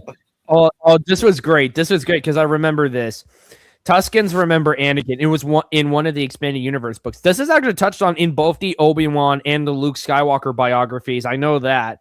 Where cool. Tuscans actually visit the old camp that Anakin ravaged, and it's like a haunted site for them because it's like they don't want to incur the wrath of whatever tore through there. Here is a concept. Welcome CT212718. Here's a concept. Star Wars Episode 10. Unicron destroys everything. I mean, how about the debate Watts now instead of whining all day? Good night, I'm out. And angry face. Oh, he's tweeting. He'll be back. He'll be back. He'll still be here an hour later. Yeah. He'll be like, he's gonna tell us to go to sleep. Why do you guys honestly think TCW has so many fans when the writing for it is so clearly bad looking back on it? It doesn't have prequel hate fans. It has very loud fans. If you ever look at the ratings for the Filoni animated shows, they're pretty low, actually. The sword belongs stone. Welcome to the stream. I don't think I welcomed you. Why do you... I would say a lot of it is prequel hate. Oh, he's literally back like 2 seconds later. Dear God, Justin. Yeah, I it's am also done. because people, haven't expanded their range beyond TCW. Yeah, I mean, it was pretty heavily advertised on Cartoon Network, which was popular during that time. It was pretty heavily pushed. It was the only Star Wars content, really, as far as TV shows or something for a while. No. I welcomed you, Double A. I did earlier. Okay. Hey, Arachnid Youth, and then there were 5. I was about to start fucking spamming the chat with "Let me in." The 5 horsemen. By the way, let us in, let us out, let us out. Hey, random fact that now I need to watch these 3 movies. Gennady Tartakovsky actually worked on the first 3 Hotel Transylvanias. Oh, he did, yeah. I've heard good things about those, actually. The first 3, I heard that because he wasn't attached to 4, it immediately crashed and burned. I remember liking the first one. Was Dave Filoni on the 4th one? Just to keep with the tradition. All right. So, Arachnid Youth, how you doing? Anyway, sorry I'm late, guys. There was a disturbance in the Force. A domestic disturbance in the Force. It's a Spider-Man 2 reference. Yeah. Okay. We can do a Spider-Man 1 reference also. How did you say you got that cut, Arachnid Youth? No. Mike Messenger. He had to... Okay. And Darth Vader as the evil, violent, unforgivable version he's become by falling to the dark side. Same person, 2 sides. Again, he's not Two-Face. Why is he taking 3 paragraphs to explain literally the most basic of shit? Because I watch a lot of people that trash on Dave Filoni. None of them brought this up as a quote that they were covering and shit. This is not a really well done controversy. This is classic cherry picking the one stupid guy and then being like, your side believes this. Look, they got all over Dave Filoni for this quote. This is the price you pay when you give in to your anger, when you give in to that terrible side of yourself. I mean, Anakin didn't really give in to his anger until later. He gave in to his selfishness. Yeah, he was trying to save Padme, which is selfish, but is also a generally nice thing. But, obviously was taken advantage of. And it should terrify all of us because we're all capable of that death of terror. We're all capable of doing the wrong thing. Not reading a little bit further than the headline. Okay, you just explained nothing. And there's nothing else to this article. It's literally just the smallest of incompetent shit. Because I will give this Gizmodo at the very least sounds like they're trying to insult you. I don't know about you. Last time I checked, I'm not exactly capable of genocide on a multiple scale. I mean, as much as we would love to run for Marvel's offices with fire axes, we're not allowed to do that because last we checked, that's not legal. Oh, cool. I have a fire axe. I would just destroy yes. their property and like all their, intellectual property documents and shit. Destroy the server so that they can scrap all their crappy ideas. Although I would probably go to Microsoft's offices first and just make it so that they like don't own any of these gaming IP that they bought. But anyways, Save Halo. well, They always give word salad explanations because plain simple words would expose them for the morons they really are. Yeah. Okay, time for the videos. Okay, so this one I saw last night from Jeremy Johns, the only major film critic, by the way, to apologize to George Lucas for shitting on the prequels. Oh, that reminds me, there is some stuff on X we have to cover that I bookmarked. but did he rape his childhood? Okay. Let me find Based it. off the popular song. A song I will never listen to, by the way. Good, I've only don't heard do it. I've only heard it in clips on YouTube. I only know. Yeah, the same here. chorus. Okay. Found it. But anyway, okay. 1. Brushing. So The Mandalorian and Grogu, it's out now. Someone talk about some spoilers. Why? Come on, this is the first theatrically released Star Wars film in nearly Dang, 7 he's looking years. old with It needs that a proper mustache welcome, combo. But that's a spoiler. I will say he actually does look good with it, though. He's got the kind of face to he pull kinda it off. pulled it off. It kind of looks like a. He looks like a fucking. John Bernthal a little bit with that haircut. I don't know why. Yeah. Take away the mustache, and he probably does look a bit like John Bernthal. Looks like he wants Maybe he to could tell act me like a something. better Punisher. Isn't Jeremy an Andor lover? I don't know. I have never watched him before No. this one video. OG Star Probably. Wars shared it. Yeah, there's a few of them where that's like their one black mark as far as Star Wars goes. I mean, that makes them fake Star Wars fans, but I mean, I mean, if you don't want to cover Jeremy Johns, I literally have like 1, 2, 3, 4. I got like 4 videos on the Mandalorian and Grogu that we could literally. I got Christian Harloff. I got John Roca. I got new rock stars. And lots of options. Options, and you know what they say. And you know what they say about options. Options, they're good. I got that from my Transformers toy review where I watch. A warning for The Mandalorian and Grogu. If you haven't seen it yet, better phrased, if you plan on watching it and you care about spoilers, you probably shouldn't watch this video. If you Good thing none of us give a crap about spoilers. Yep. Nobody really cares about Star Wars anymore, so it's okay. I legit didn't. I legit have forgotten that this movie was coming out this week. That's how bad it is. I forgot until probably like a week or two leading up to its release. I got some notifications from Fandango, probably trying to desperately sell tickets. They're like, "Hey, don't forget the Galaxy's Adventure or whatever." I'm just like, "Oh yeah, that's right." Dude looks like Hassan Piker. Don't insult. I poor absolutely Jeremy like fucking that. hate Hassan Piker. I am not caught As up soon in as the he- dramas. Oh my god! If you put like horn-rimmed glasses on him, yeah, he's right. He does look like Hassan. Oh dear. Oh, The son has dear. sort of that same facial hair right now. I'm pretty sure is why that's an easy connection to make. have already seen it or you just don't care, let's talk about some spoilers. Like every spoiler talk, this isn't going to be a play-by-play of the plot and the things that go down. It's going to kind of feel like that. But in reality, it's going to be Far plenty as of I things know, that I just though, don't talk about, skip. Jeremy Johns has never schmucked the schmeat of terrorists before, so there's a little bit of a Fucking hope difference not. there. Wasn't there a thing about Hassan Piker and his dog or something?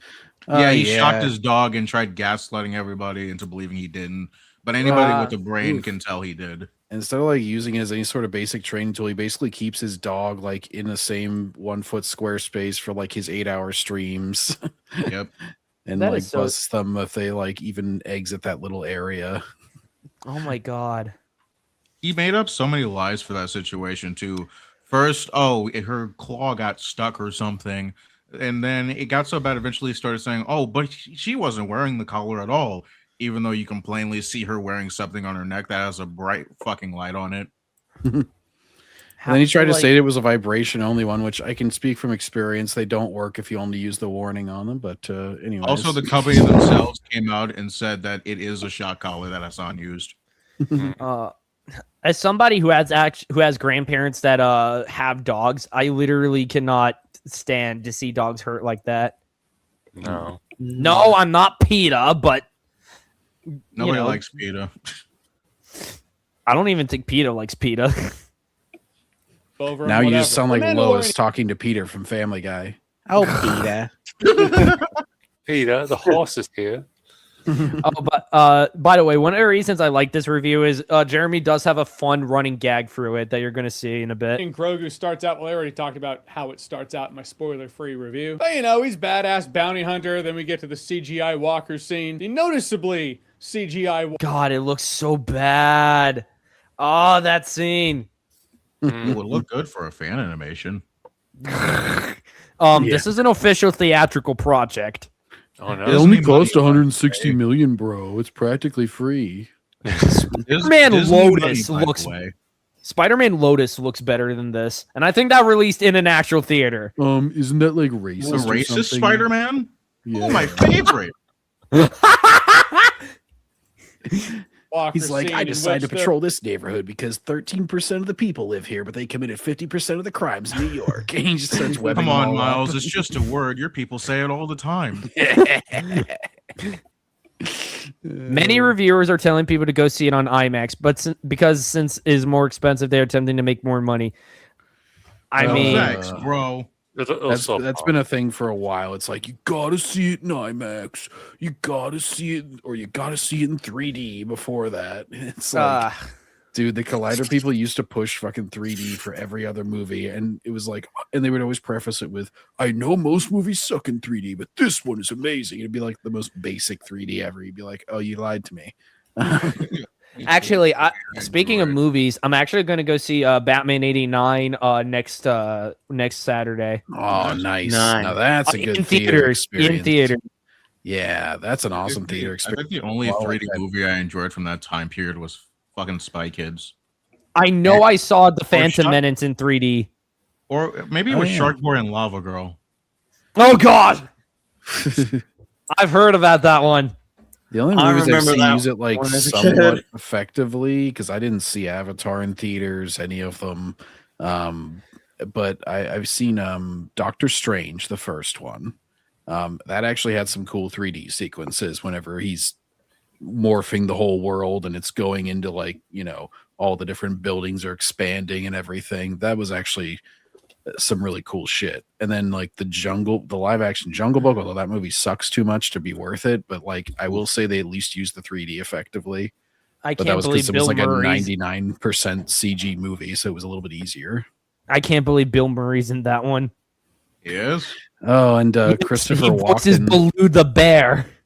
Oh, I didn't watch it. They got a lot of celebrities for that movie. They were flexing their Disney muscle, because Andy Serkis had one that came out on Netflix like right at the same time. It was more based on the book of the Jungle Book. Similar to how they made the Pinocchio live action remake to compete with Guillermo del Toro's. Yeah, Del Toro's. Dan, I thought it was somebody else. I haven't seen Del Toro's yet, but I heard good things about it. I haven't seen any of those Pinocchios. I want to get the new Lego Batman game. You mean the game where they call people hench persons instead of, henchmen or goons or thugs? To be fair, it is a Lego game, so they're going to be as silly as they possibly can. I am hyped for it because of the fucking trailer they put out for launch day.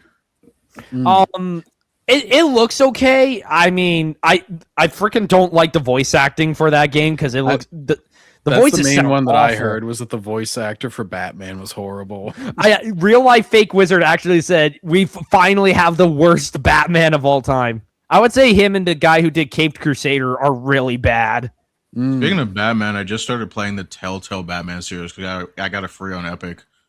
Ooh, yeah, that's an interesting. That one pissed me off though because they had 2 seasons of it. and it glitched out and made me like make all the opposite choices whenever I started season 2.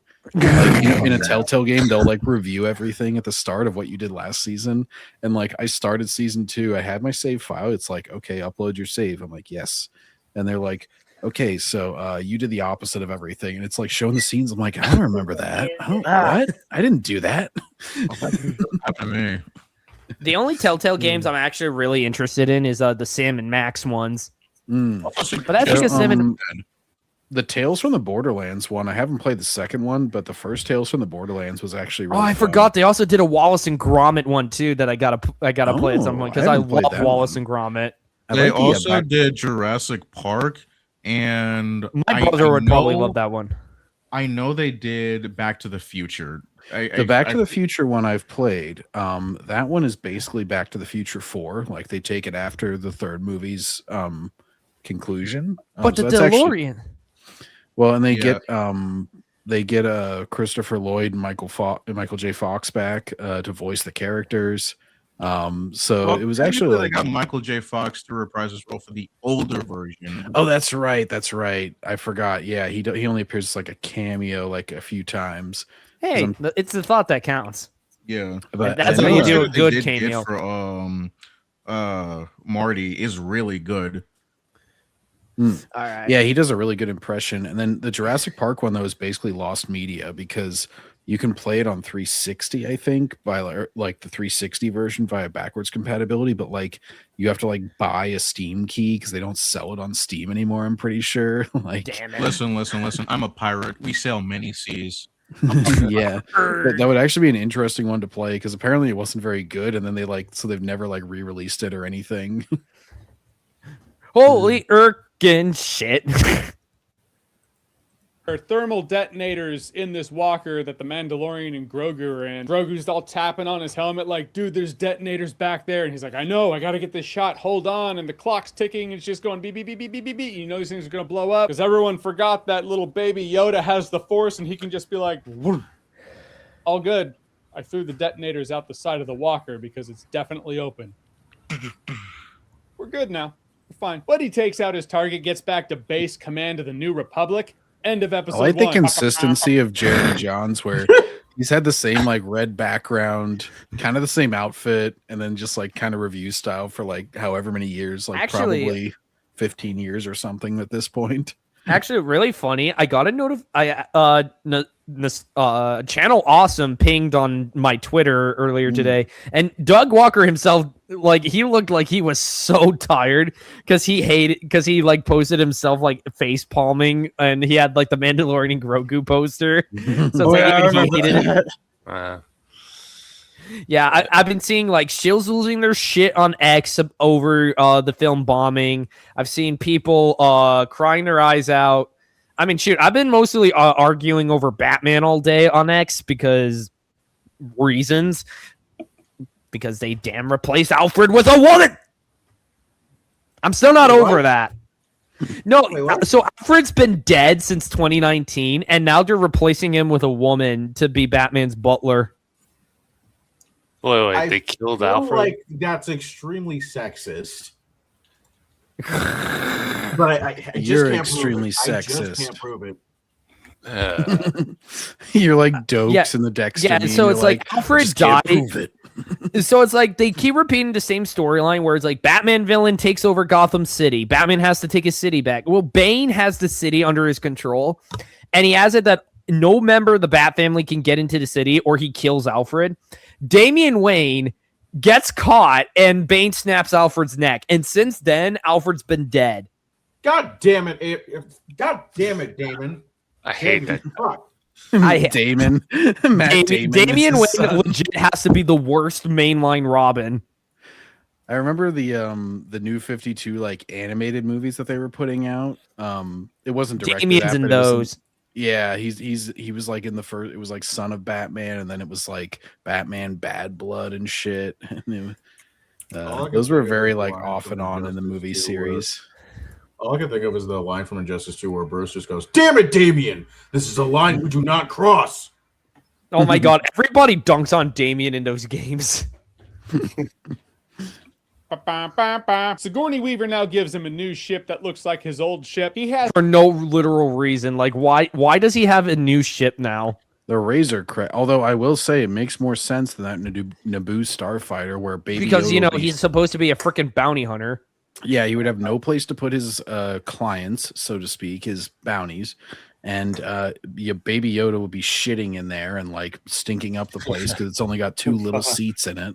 You can't put him anywhere. Like the Razor Crest makes way more sense, and for some reason, I think it's like when he was hauling a prisoner, he shoved him in like the astromech droid pit, and he had like Baby Yoda with him in the cockpit, and I'm like, dude, that does not have to be. Why? I say it's Damien or Tim Drake now because they turned Tim Drake gay, and they still have not walked back that decision. Oh, they'll never walk it back. Once a character is a minority or is an alphabet person, you can never get rid of it. Because that's always the excuse. They're like, oh, this is just one interpretation. It's like, yeah, but I know that once you turn them into that you'll never change it. Shit, every single version of April since Rise of TMNT has been black. Yep, exactly. It's I like still never understand that change because the cope I always hear is that, oh, April was always intended to be black. And they show one panel of her with a perm when that was literally the style of that time. White. It was the 80s. Literally, Yeah, Nancy like everybody Reagan had had a fun in fucking the perm. 80s. The first lady. Seeing the red background reminds me of Plinkett for some reason. Except Jerry Johns is actually, watchable compared to Plinkett. Hey, give me my pizza rolls. Um, I'm surprised the woman wasn't Latina. See, we use proper grammar here on Awesomecast. Dude, I completely lost faith in Red Letter Media whenever they made Plinkett come back to defend Halloween Ends. Oh my like- god! Oh, was that- like- Heard that the last Halloween trilogy was so bad. I mean, it was, and Halloween Ends was a specifically like horrible spit in the face to every fan of that. Yeah, I because was just like, this is what you brought your character back for? Like, this inspired you? Like, you've lost the plot. Damien crawled out of Morrison's ass. Ever since then, nobody knows what to do with him. The Injustice game shrugged and said, "Screw it, he's a murder hobo." Quite the origin story for I mean- Damien. He crawled out of a man's ass. I mean, that's what you get from a guy who actually thinks Batman's a fascist. Yeah, Grant Morrison actually thinks that. like how? I don't know. Wasn't I that just- like part of the job interview for DC for a little while where they were like, so why is Batman fascist? No, that was G4. That was G4. Oh, okay.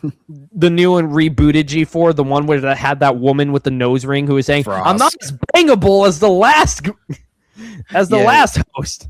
Yeah, she also said that those hosts weren't hired because of their looks, which I can tell you as a kid who was growing up during that time, that was a large reason why a lot of us watched. At least all the kids in my high school. You don't get women like that every day. Morgan Webb and Olivia Munn in her prime. Olivia Munn, who, by the way, had a shit ton of fun and always said how fun the show was. And guess what she did during that show? She rode under a hot dog and fucking went up and deep throated it as like a stunt. And then she had a bunch of hot dogs. She saw how many hot dogs she could put in her mouth at once. And she dressed up in a maid outfit and jumped into a giant cream pie. Oh my God. Shoot, Like G4. she was fan service, the host, and like she always speaks positively of it and how much fun she had. So it's See, like women it's a like spit in doing the this kind of face. shit. It was fun for everybody, and it's like because it was like pre the culture war shit, and so it was just Pre like, Me Too. oh, women just did what was actually fun rather than what they were told they were supposed to say was fun. I kind of found Just to it go funny talk because to- the other day I watched a video about like how she single-handedly tanked the entire network with that stunt. Really? Yeah. How Huh. so? Like, was it like costly or something? No, when she went on that rant. Oh, Frost, you mean? yeah, Oh, Frost, okay. I I'm thought you were talking sorry. about what Olivia I should- I Munn could've did. been- Okay. I could not remember her name, so I yeah.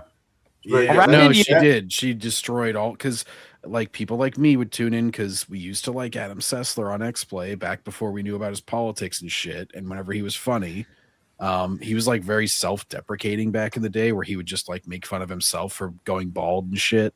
And then he turned once Trump came out, he was just like full TDS. He couldn't do anything else, and he stopped being funny. Just like Mark Hamill. Yeah, many such cases. Actually, Arachnid Youth, every time I look up your Twitter, I freaking question your mental state. You're now questioning my mental state? Oh my. Did you get to meet William Shatner, Arachnid Youth? Nah, I didn't do the celebrity thing. I did. I basically just walked around with my venue with my girlfriend, and we got lost a couple of times because every time I turn around, she is a small woman. So anytime I turn around and for a couple of seconds, she got lost. and I ran into one of my other friends I was planning to meet up with at Comic-Con only because he was the only brown suited Wolverine, and I knew he was going as brown suited Wolverine. Now, I wear glasses. Brandon know this.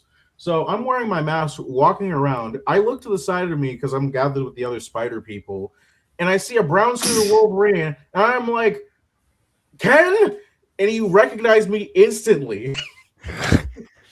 Yeah, I didn't see you because I was busy with my family. I legit tried looking for you after I met Shatner, but no, that did not happen. The venue was packed and the service was shitty. So even trying to contact you to rendezvous with you just did not work. Yeah, see, you wouldn't have this problem at Steel City Con because it's a ridiculously small one in the little convention center. I heard there's another convention going down in November that I may or may not attend. I don't know. I'll have to check by then. But again, it was fun. The other problem was, again, the Wi-Fi, like the internet there is just blocked, so my phone was literally useless. Huh. Yeah, they have Wi-Fi, but when we got there, my girlfriend tried to log into it, but you have to pay for it. Yeah, my uncle did say it's not worth getting the Wi-Fi, so that's why I wasn't using it. That's why my phone was like mostly useless.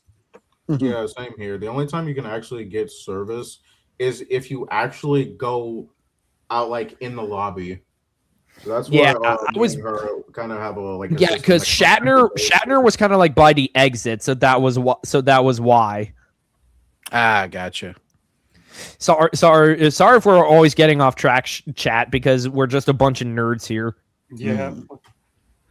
I get not meeting with the celebrities though, because like I'm pretty selective with that. That's why I like pretty much like the whole like Randy Rogel thing was like because they were actually performing at like a library, and you got to like see them live perform a lot of the songs and everything. I could not pass up meeting my favorite Starfleet captain of all time. It was legit like I could not. What, Michael Burnham?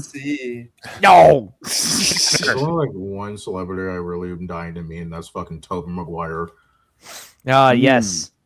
I would have been like Akira Toriyama, but then he died. So then like mangakas and shit. Like I wanted to meet Stan Lee, and then he passed away. Oh, like literally a couple months before Josh that. Keaton too, but by the time like I was notified like about the event, it was too late for me to get tickets, and then in the process, I learned about a predator that was going there. So I'm like, yeah, I'm not giving money to this venue because they were warned about this person, but they just did not do anything about it. I tried to get. I was hoping to get Simon Pegg's autograph for my sister, but nope, that didn't happen. He was going to be because he wasn't going to come. He left, and then he wasn't going to come back till 5:45, and I left before then. And then he was also like, "You're one of those toxic Star Wars fans I was talking about." These Hutt twins want to. I almost called him Zorba the Hutt. That's not him. Rada the Hutt, Jabba the Hutt's son. He needs to talk to them, who wants him to find him, and he knows where the Imperial guy that he's looking for. I just got introduced in the in Jedi Eclipse in the NJO. We got introduced to a lot of the Hutts, and who's got cats going? No, that's a siren or something. Somebody has a siren in the background. I think that's Arachnid Youth. Yeah, he's getting arrested. Oh no! Oh no! Lucky Kitty doxed us. We're in trouble. Plot twist: he was the predator he was talking about. They're coming for him. Only the finest comedy here on Awesomecast, people. Has to do a lot. The most recent holo photo of Rada the Hutt these Hutt twins have are from, that's right, TCW early animation. It's a ball. That looks so freaking ugly. Remember when it farts? Hilarious. No, it was burping. He didn't fart. Oh, right. Yeah, but well, anyways, hilarious still. Obviously. Arrested for hate speech. Arachnid Youth was arrested for hate speech. Hate speech for what? I don't know. Damn. Does he live in the UK? the Clone Wars movie, like the animated Clone Wars movie that came out that no one really likes. Why would that? Nobody likes and nobody talks about. Like, seriously, I don't see anyone really talk about this movie. Well, it was the introduction of Ahsoka, but now we all love her. Bubba Atkins, welcome to the stream for the first time. Arachnid got arrested for stealing. Bubba Atkins. Or Bubba I Kins. cannot confirm nor deny I stole the Toy Chica animatronic. If you want to know, he posted a vlog of the Comic-Con. So if you want to know more about that, check that out. In description to his channel is in the description below. The subscription. He's actually one of my subscribers. Okay. I believe Brandon meant to say a link to the channel is in the description below. I fumble with words. I don't know why I do that on stream. I'm usually good at doing that when I'm by myself, but Talking is hard. words are hard. Be the most recent scan that they have of Rada the Hutt. It's because it's the most recent image we have of Rada the Hutt. It's so It makes especially less sense considering that he's a gladiator. So you'd think they would take a lot of pictures and post them all over the HoloNet. No, it's even worse because of Hutt's lifespan. It's only been 30 years. There's no way he's that size in 30 years. Oh, do they have extra long lifespans? Yeah, they do. Is it like Audience Wookiees can where go, it's like "Oh, 200 that's- years or something? It's centuries. Oh, okay. Well, Like a Wookiees. Yoda. Yeah. I cannot. I can't. That I sounded can't like do you were it. just yawning in the first part. I'm not gonna lie. I'm sorry. I do not possess my dad's gift for because my dad can do an impeccable Chewbacca impression. Yeah, there were always a bunch of kids in school who could do the Chewbacca, and I think it was the same people that could roll their R's in Spanish, and I could never do it. Nah, I do an impeccable Yoda though. Yeah, with those glasses. It's the little baby Hutt from the animated movie, but he's all grown up now. I think it personally would have been cooler to not have it so on the nose and just, he's going after Rada the Hutt, because it doesn't really matter if he's from the Clone Wars movie. Fans who get it can get Easter it. egg. Fans who don't. Fans. I mean, he actually has a good point here about Rada that I actually agree with. Matter if he's from the Clone Wars movie. Fans who get it can get it. Fans who don't. Fans who don't might get it later, and it makes it kind of cooler. I mean, he does have a point. Yeah, if it were an actual good movie that you would find yourself rewatching, that would make sense. Yeah. Iron Inquisitor, is everything okay over there? Oh, the kitty's being bad. Okay. Dark Grumpy is so like your extra girlfriend grumpy is today. misbehaving, or Talks Now to the kitty's Avenger coming for over here. Oh, damn. Huh. Do we have Darth Grumpy with us? Is Darth Grumpy with us? It's the beautiful princess. The Don't ever give Booftail. cats the Force. They'll force Why choke do I keep everybody. thinking your live cat is Darth Grumpy? I can't keep track. I am so sorry. We need Darth Grumpy with us. Yes, I should ask my parents to send Grumpy down so I can do some more videos with him. Jeremy He has a lot of Johns is stuff to looking talk about. Yes. Jeremy Johns is looking at this stream right now like, what the fuck are these guys talking about? Why do I have 573 subscribers? Why do people Your suck? charming personality. They're all just waiting for the face reveal. It's all just a tease. Oh, I don't know about that, guys. Also, Martin Scorsese, everybody. Oh, Isn't he? Yeah, that's right. Oh no, it's Tarantino that has the foot fetish. I think It's hilarious that Yeah, it's Quentin Scorsese. Tarantino that has the foot fetish. Like, I can't believe he would appear in this after saying like how much of a slot. Like, you'll appear in a basically a Filoni property. I know it's Favreau and everything, but like it's all the Filoni like creations and shit. And you'll call like Marvel movies slop, which they are, but then like you'll appear in Disney Star Wars, which is also equally slop. The Marvel movies used to be okay. Right. Like Phase 3 backwards was, you got a lot of good stuff, but he's going to appear in a modern Disney Star Wars movie after calling other things roller coaster rides. It's like, dude, like you just lost all your consistency. Like you have nothing credibility now. It's just like, I can't trust you. Home Mando movie feels like Filoni's pathetic attempt at trying to force more people to watch his bad Clone Wars movie so that they might understand who the new Hutt character is. Yeah. I don't think that's gonna work if that was his master plan. And makes it kind of cooler. Mando talks to a vendor for information voiced by Martin Scorsese, making the second easiest paycheck in the entire film next to Sigourney Weaver. He's actually looking for this Imperial guy he doesn't know the identity of. Rada the Hutt might know, so this little dude might know where Rada the Hutt is. Rada the Hutt's like, no, I like it here fighting, so he has to go talk to another guy, has to talk to the guy that actually puts on the gladiator matches, in which this guy... That's literally the whole reason that they go and see Rada the Hutt, is just so they can get this loose connection to another guy.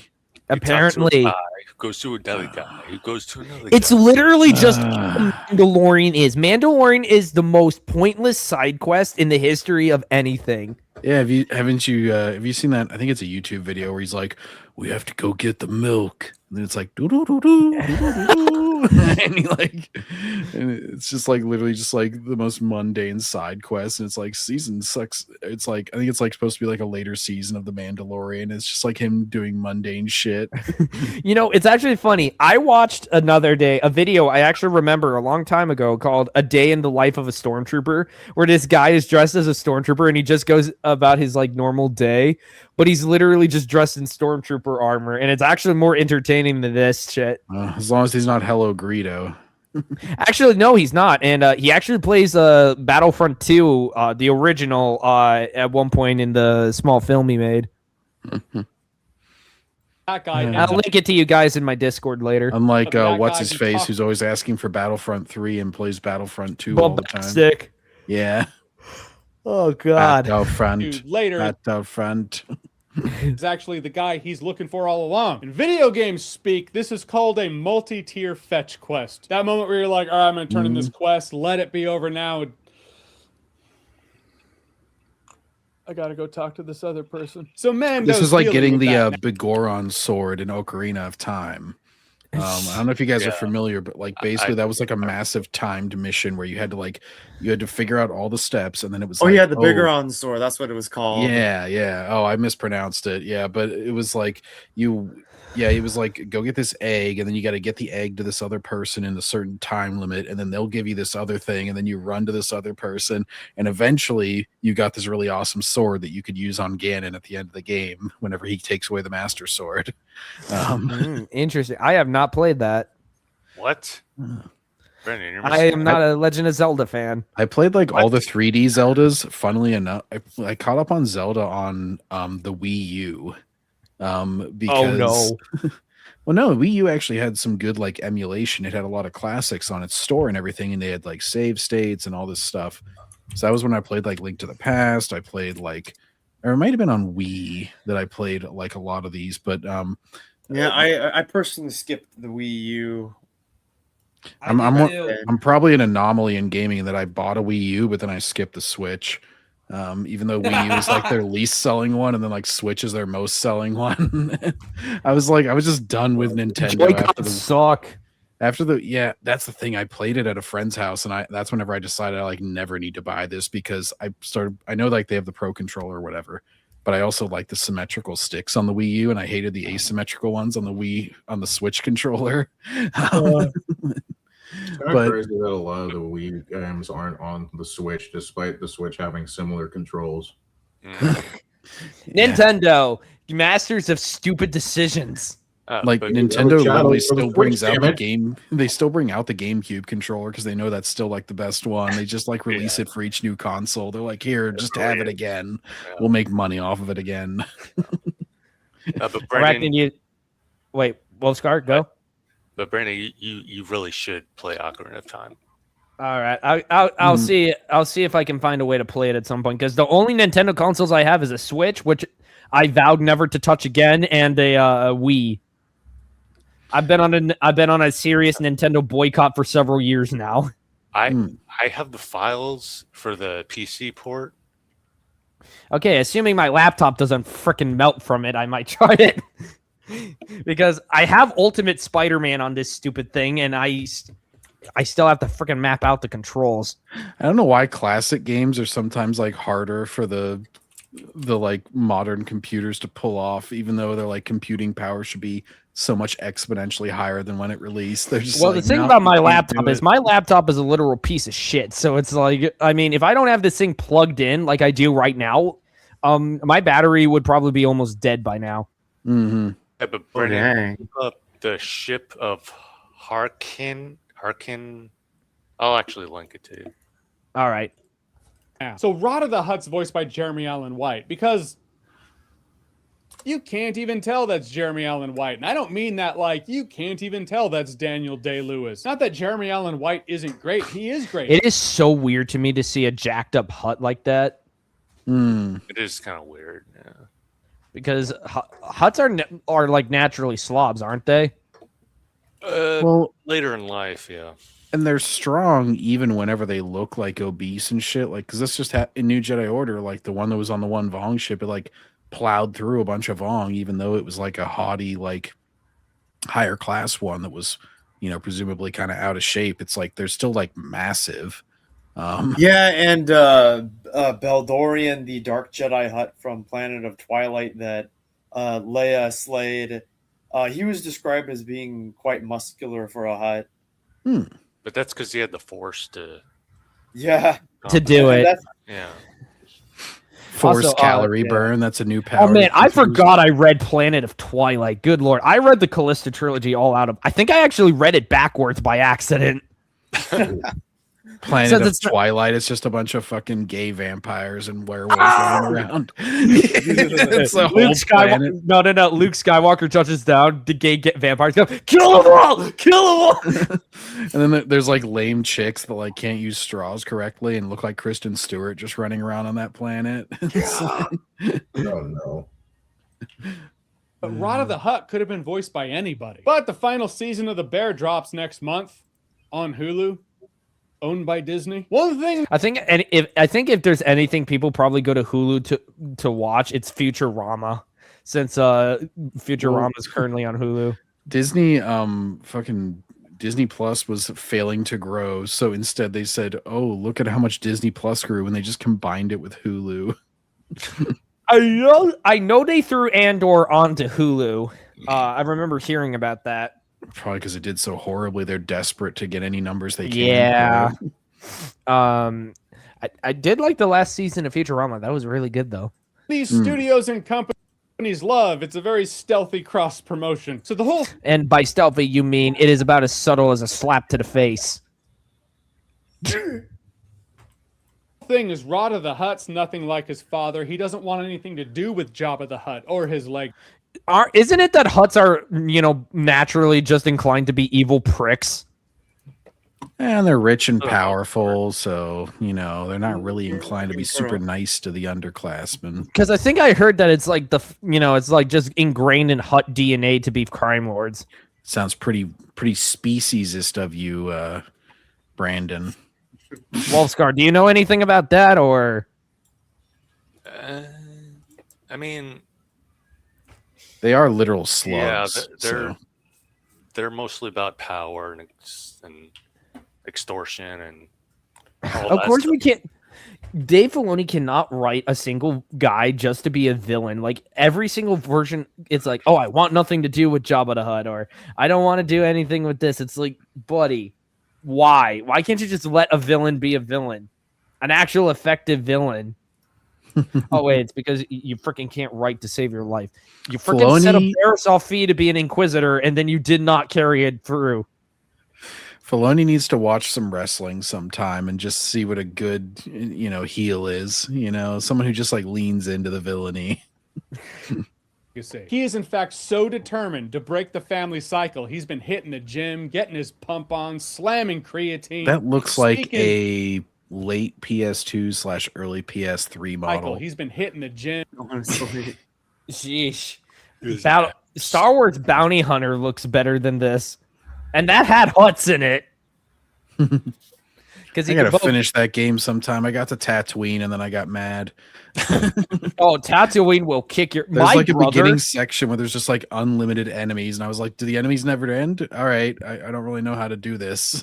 I actually remember. So my brother actually went through the process of collecting every single bounty, and what pissed him off was the fact that because at one point it's like the second mission where you have to go for like the Tusken Raider for like Beggar's Canyon. And you actually encountered a Sarlacc pit, and you have a bunch of people on skiffs. There's a bounty on one of the skiffs, and every time Keegan tries to go for him, he falls into the Sarlacc pit, and Keegan can't get him out. I mean, my brother can't get him out. Keegan Michael Key, yeah. Ah, crap. Ignore I said that. Damn it. Ignore me. I think that's in Yu-Gi-Oh! Bridge where they just have the Pharaoh going like, ignore me. Oh. Him getting his pump on, slamming creatine, speaking English, never seen a Hutt gladiator before, and he's perfectly content to be. Why would you just not speak Hutsies? Because the kids can't read subtitles. Even though like a whole generation of kids grew up with fucking anime subs, but anyways. For kids, ruining anime ever since their inception. Oh my gosh.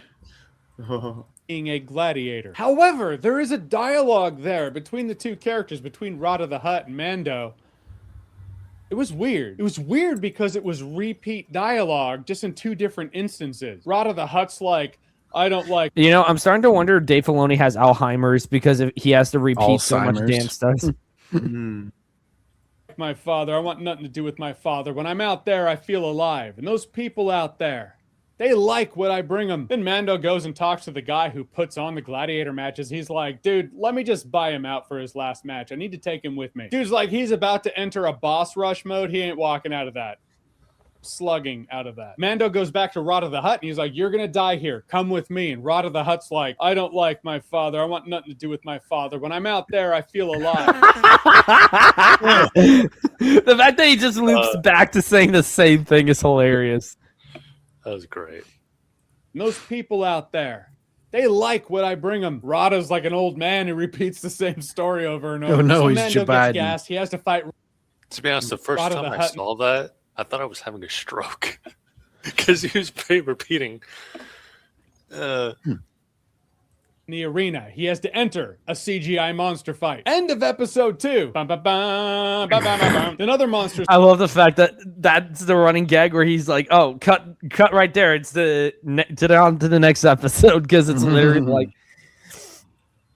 Come out and they're recognizable because there's some of the pieces on that game and the Millennium Falcon. And Mando. Nostalgia bait. Oh God, I remember that. Oh God, I it's Hollow Chest, right? Dejarik. Yeah, Dejarik. Yeah. Damn it! I knew the name, but I couldn't bring it up for some damn reason. This one, I'm not going to give him too much shit for because if it's a common game that's like played around the galaxy, it hasn't been that many years. All right, that's like understand. It's kind of like Sabak being in multiple places. It's like, all right, I won't be too mean to you about this. All right. Well, okay, give me a sick to back out. Okay. And Rada are like, okay, let's get into a CGI monster fight right on the tail end of ours. But Mando does apprehend this Imperial guy that they've been looking for, alive this time, so we can tell the Republic what the Empire's up to. But the movie never tells, but hey. The movie never tells because God forbid we actually let there be, stuff happening. Here's to the new having a show don't tell. Wait, the audience is too stupid for subtitles, and so we can't we can't do that anymore. season or whatever spinoff they're going for. We so the decided bounty the hunter audience from is too Clone stupid. Oh, look, it's Embo. Wars. What's his I name? don't know. Embo? Right. Rambo. Limbo. Rambo. Rambo First Blood Part 2. Oh, that is such a hilarious name. He makes his live action yet still animated debut in The Mandalorian and Grogu. Zeb is also in this movie Zeb. it just feels like because it's nostalgia bait, but we've hit the realm. I guess Disney's had Star Wars for this long where they can have nostalgia Except nobody bait gives for a shit Disney. about nostalgia bait for shitty Filoni Star Wars. I I swear you could put Dr. Aphra on something and I don't think anyone's going to cheer. And think half of them will be like, Who? Nobody's gonna even know it's a reference, and Filoni will be like, Thea was very subtle. And they're like, no, just nobody knows your shit characters. because nobody reads Disney Star Wars comics. Like, this Because is why they you're don't still start. using Darth Vader over 10 years after buying it, because you know that you haven't made anything that's like even close to that. Oh, wow. Another TCW character. Insert soy face. The Soy Jack meme is so damn hilarious. I still find that like to be one of the funniest things to put in a thumbnail ever. Mm-hmm. They're like, Which Rebels did- hang on. They're like,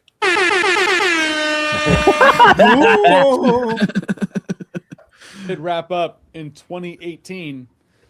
Time flies, especially as you age. After Mando's like, peace, Sigourney, I'm gonna go relax. Baby Yoda and I are just gonna, I don't know, chill. This bounty hunter apprehends Mando to bring him back to the huts because the huts. He apprehends a Mandalorian, badass fighters that were capable of taking on the Jedi themselves. well, no, these No. Mandalorians can't fight an alligator. Their entire clan gets fucking decimated, and all their children stolen by a pterodactyl and an alligator on separate. Like, they didn't even have to team up. It was like first the alligator bodies them, and they have to be saved by Mando using a ship, and then the pterodactyl comes in and bodies them again, and they're just like, "Oh, we suck so bad. I'm so sorry." Oh, don't forget they got taken over by Darth Maul twice. Oh yeah, they just Yeah. like constant, and then Ahsoka is able to beat Darth Maul. So like, where's that put them on the power scaling?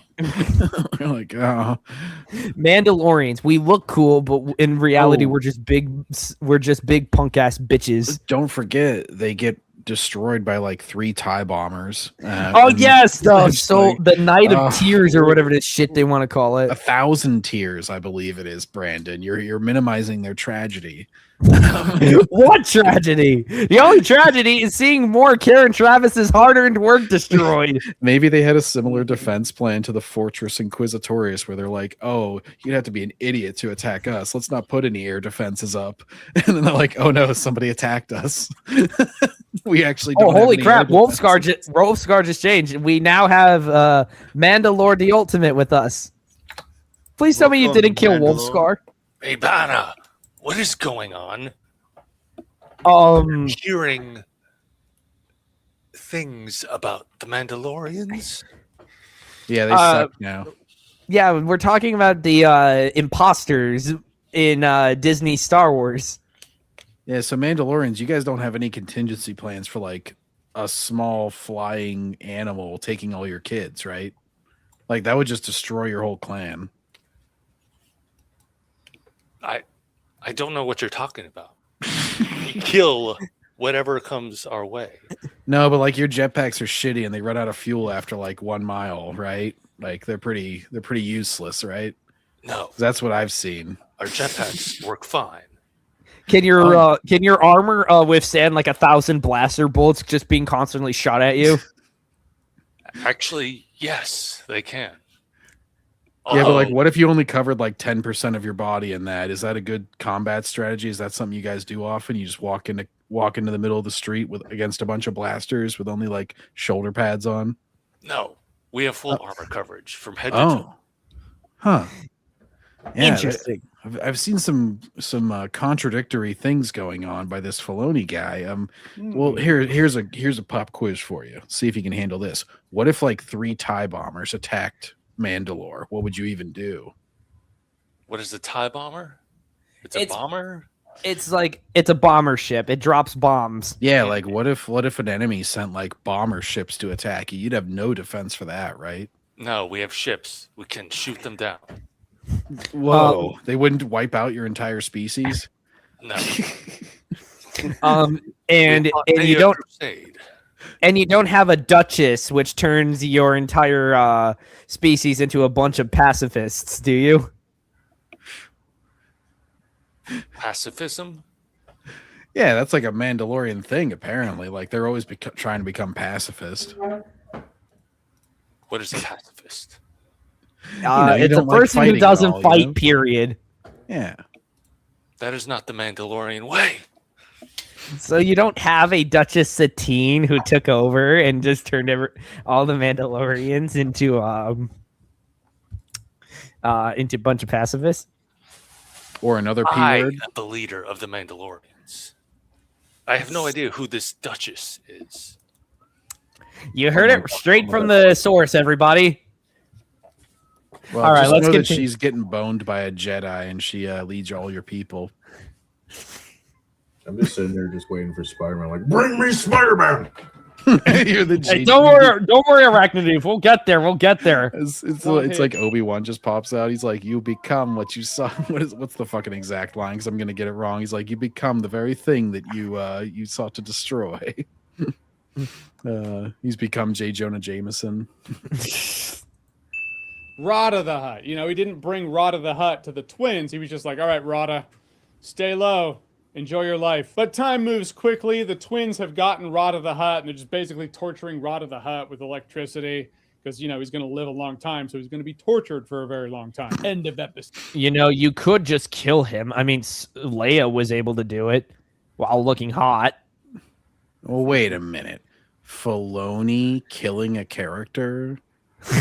That can't happen. Oh, silly me. What's a silly bitch am I to think that Dave Filoni would actually kill off a character? Filoni not only made up an Anakin apprentice, but then kept her alive somehow through the entire original trilogy where she was never mentioned. Can't believe he contrived a way for Ahsoka to live. There aren't actually episode breaks in the movie, but you can see where they were going to be in the show. That's the moment you saw in the trailer, which I actually thought was going to happen longer and more often. Din Djarin gets his helmet taken off. Oh, yes, Mandalore, the ultimate. What do you think of this? Who is this? You guys never show your faces, right? I think that's the biggest issue. That's another issue. Yeah, it's like a thing with Mandalorians. You guys are real hardcore about it. If you like show your face, you got to kill yourself or something, right? It's basically the master. We can show our face. Halo show. Like, oh, you have this character who isn't supposed to take off their helmet and show their face, but now you're doing it constantly. You kind of just immediately go against that. Yeah, it shows there the are no impatience consequences for it either. Yeah, it's the impatience of Filoni. He like sets out something that's supposed to be like super consequential if it ever were to happen, and then it just constantly happens. It's kind of like how they had a Master Chief remove his helmet, like almost instantly in the Halo show. Whereas in like the games, it was like the secret ending of 3, right? It was like the legendary ending of Halo 3 before you ever even saw his eyes. I don't think they don't even show his face in that. No, they never showed his face in the games. Like, if there's one thing 343 got right, it's that they never showed a Master Chief's face. Yeah, I think it was one of the endings of one of the games, but it's a very close-up one. It's like just from like here to here on his eyes that they showed like a real quick glimpse. I think you had to beat it on Legendary to even get that, and then it was just like cut to black after that. My brother has actually played Halo 1 on hard, and he got his ass kicked. The original God of War on God mode, that's the one that really kicked my ass. It was fine until the end when you had to face 5 million clone Kratoses and keep your family alive, and they just wreck me every time. I gotta play the original God of Wars. The closest I'll ever, because I played, I think, God of War 3, and I've played I think it's Conan the Barbarian, the game.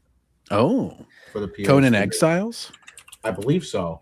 That's a Conan game that I know of. I think that's an online one, but the God of War games, I would recommend, other than, PC strategies, you can also get them I would recommend the HD collections on PS3 because those are 1080p, 60 frames a second. Oh, guys, I still gotta get a gosh darn PS3. And the PS3 plays PS1 games, so you can also play the Spider-Man PS1 game. I need to get those, damn it! You It's the need best to get them, PS1. Brandon. Why the fuck haven't you played them yet? Because I don't own them because they're so crazy ass expensive. Just fucking pirate it! I don't know how. Oh my god! And he has a just shitty get PC. Get a Dreamcast emulator because that's the best version. Then download the game. Boom, you can play it. I think you just gotta get some BIOS to install. And there's even a mod that you can install different Spider-Man suits. Hell, the mod creator even made my suit in the mod files. Okay, you'll have to walk me through the process later. I am so sorry if I am like the worst pirate in the world. I sympathize with Brandon though because I even got a Steam Deck and was annoyed by like having to adjust settings on it. I'm like, I legit got lucky. I legit got lucky with Ultimate Spider-Man. I legit got lucky with that one. I'm like, Honestly, I I really have just the want to be the ROG guy that just Ally, puts in and a disc and it works. I have the ROG Ally, and I tried playing some like the PC games, like the Amazing Spider-Man. That one fucking crashes. I tried playing Spider-Man 3. At first, that didn't work, and then somebody released like a repacked version that works now. Web of Shadows that always works, but I had to get a new version because finally somebody did mods where it actually imports models and swaps models for Spider-Man. Oh damn! So I've been playing some of that lately again. Actually, I do have Spider-Man 3 on Xbox 360. Yes, I have the infamous game with the greatest quick time event failures of all time. Dude, the Spider-Man 3 game on I had it for PS2, and I say that version is the superior version. Oh, okay. I never played the other version, so I actually didn't know that. But it was funny because we played it on hard mode and we weren't nearly good enough. So we would literally just run around until the black suit recharged. And then once you lost the black suit, we were screwed. We were just like trying to, because literally during the boss fights, we would just run around the perimeter until we got it recharged. And we'd be like, all right, it's like, it's supposed to be like a moral quandary. Like, oh, you don't want to tap into that evil power too much. We're like, no, fuck it. Evil power is good. We need the evil power. I like being evil. It makes me happy. No. It's I like being bad. It makes me happy. Oh, it's been a while. I'm sorry. I'm bad. Yeah, I gotta finish playing the PS2 version. I played the PC version. I will say this. I don't believe it's as bad as people say. You just have to know what you're doing. But I also agree that game definitely needed a lot more time in the oven. Yeah. Well, that's movie games for you. I will say, if there's any game series that actually knew how to do quick time events right, it was the early Spider-Man games because it's super hilarious when you fail. Yeah, because the older games actually do have fail states like Spider-Man 3, Web of Shadows. I don't know any other games that do quick time events like that in the Spider-Man series. But yeah, the like series, they don't do that. The Tomb Raider, the Survivor trilogy. The one that started in 2013, they had hilarious, like overly gruesome deaths whenever you would fail one. It would be like she gets like impaled through her neck and like gruesomely murdered whenever you fail like some of the shit. Huts are like, this metal fetches a small fortune on the black market. They were like, and we understand in your religion, this is a very bad thing. We can't see your face. I liked Mandalore. What do you think of that? They can't see his face. That is not part of our religion. Okay, but what if you looked like Pedro Pascal? That's the Mandalorian there? Yes. Yeah. Pedro, I grab women when I'm anxious. Pascal. Yeah, he has anxiety, and then it makes him touch attractive women only for some reason. Sorry, guys. He's got anxiety. You gotta be understanding. I mean, he touches both men and women. Except Bella Ramsey, because there's an obvious reason why he shouldn't do that. She looks like she has a face that got stung full of bees. You said man or woman. Bella Ramsey is a they them. So, well, you ever heard of they them pronouns, Mr. Mandalorian? There, we have no such things. Unless you're talking about multiple people. What I've seen of this, I will refer to him as Is that a Darmanda. scale? Darmanda. He's no longer Mandalorian. Because his face mask was removed, right? No, just his general appearance. This was a weak ass facial hair. Gotcha. Anyways, His response, he was like, "Not if you die." Credit where credit's due. It's a pretty badass response. But the movie does treat it like it's a problem. These Hutts now have to die, and well, they do. He makes good on that promise. But first, he falls down the trap door, and he has to fight Giant sewer snake.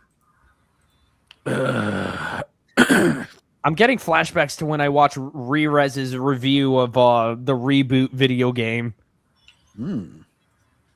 Oh, like Leviathan. Resident Evil? No, reboot. Resident Evil? Oh, No, okay. reboot.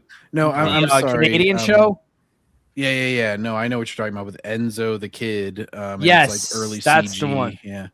I always remember that character's name. I don't remember any of the other because I watched that show as a kid, but I remember Enzo because there's a dragon in Spyro the Dragon that you free, and his name is Enzo as well. And I always went, "Oh, it's like that show." I got to get back to playing Spyro. I love that series. Oh, so good. Well, the first three anyway. I'm kind of uneducated on the subsequent ones that weren't made by Naughty Dog or Insomniac. Excuse me. I'm a fake fan. Naughty Dog made fucking Crash Bandicoot. They were always competing on their platformers. I'm The still salty dumbest that thing- nobody gave the Titans series a chance. Titan. Oh, Crash of the Titans.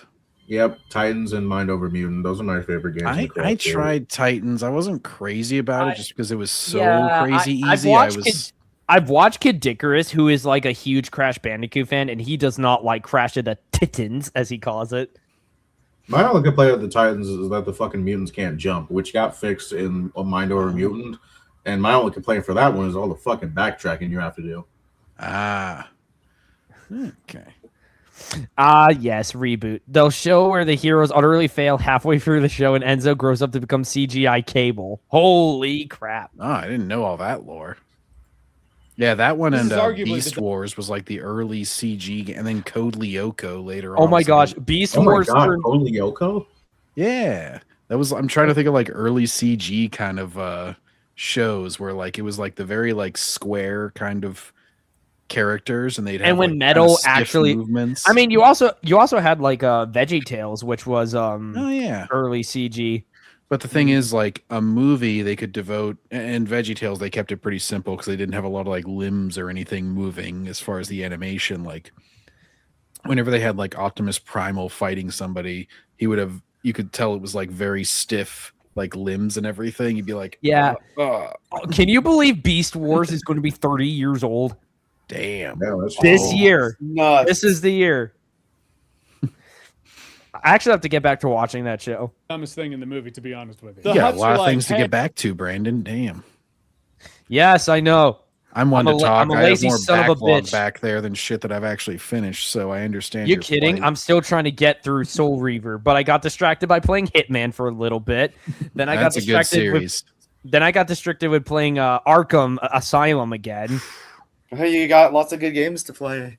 Yeah, and now I'm focusing on getting Legacy of the Dark Knight, so I can probably stream that.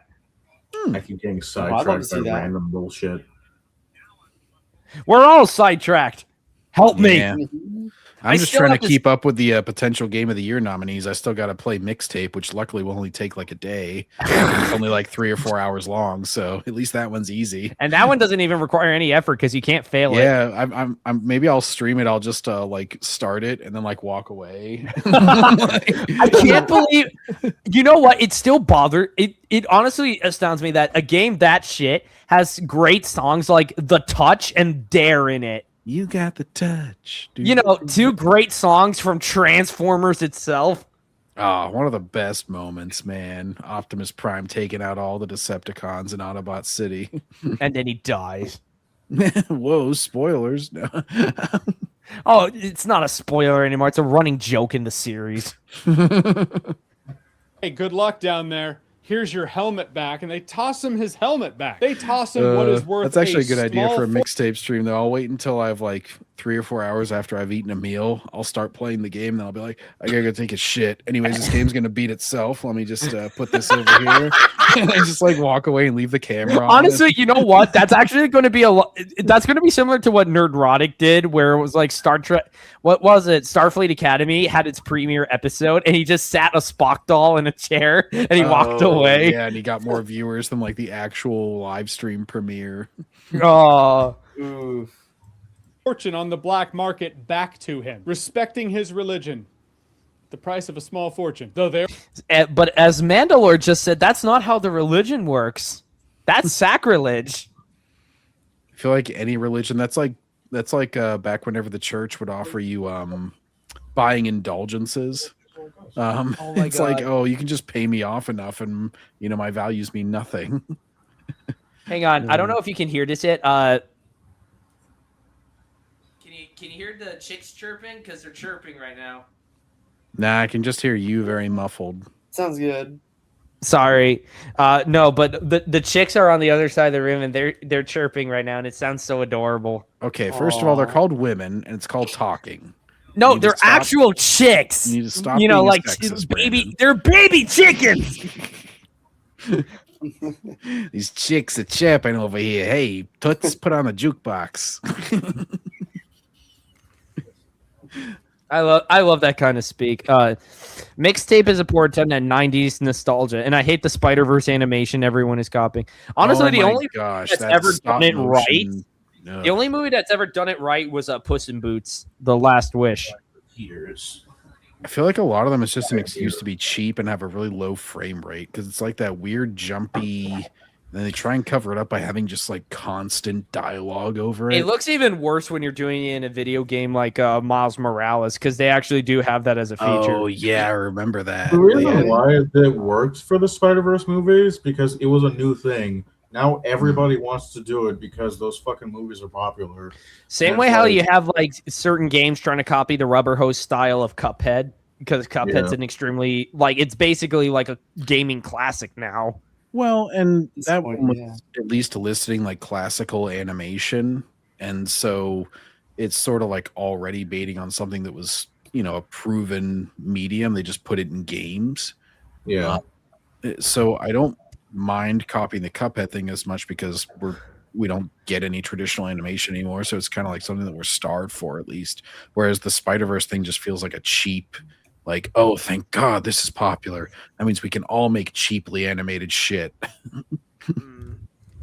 Already dropped him down there, still wearing the rest of his Beskar armor.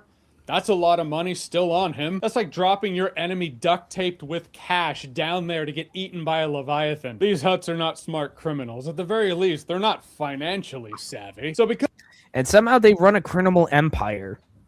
Oof. Weird. Because they all apparently knew they were in a movie that requires the Mandalorian to keep his helmet on. He gets his helmet back. Grogu busts him out of the Leviathan pit because Grogu and the furry minion variants, they've been on their side quest to rescue the Mandalorian. Yeah, the Babu Fricks that can frick off.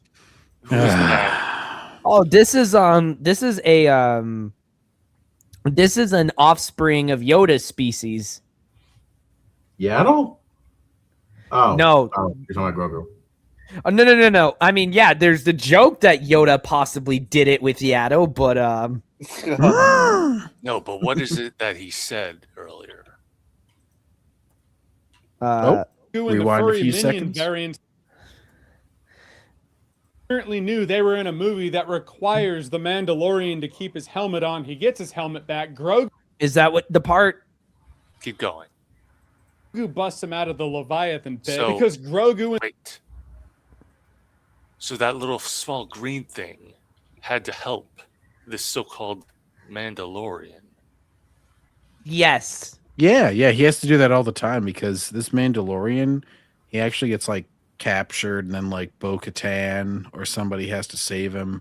That's another Mandalorian chick. And he's basically like constantly failing. Is that like something your species does a lot? No.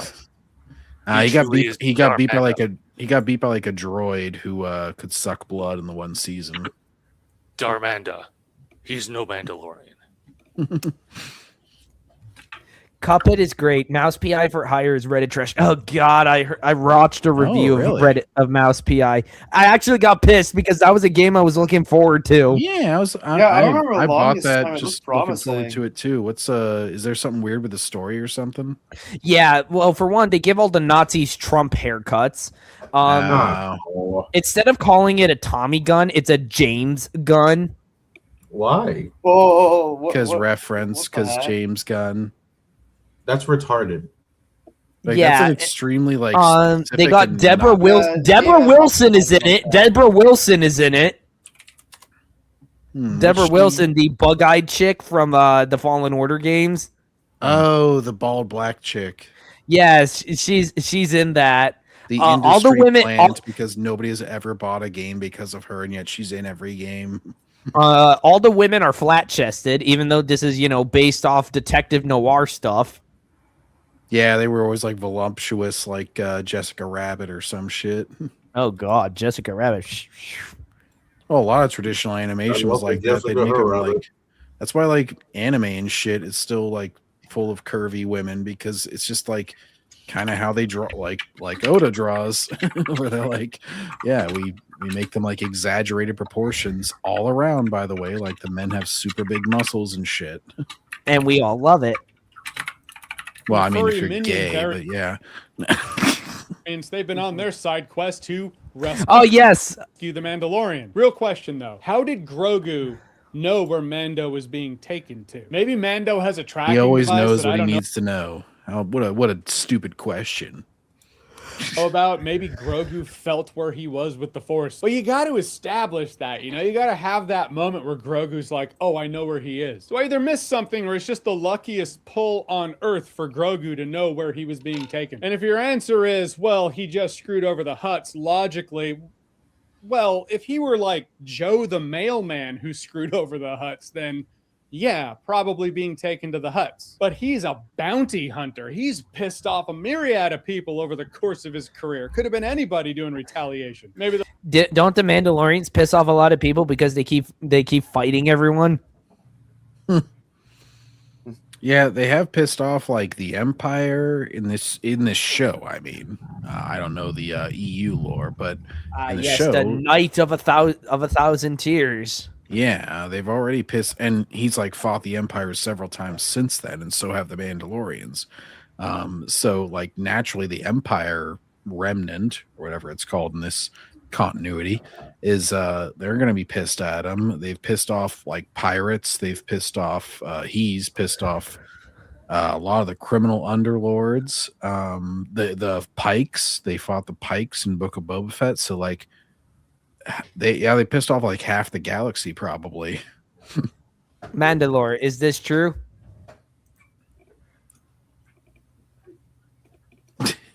I think Mandalore. He's dumbfounded by the stupidity. He died of cringe. Truly.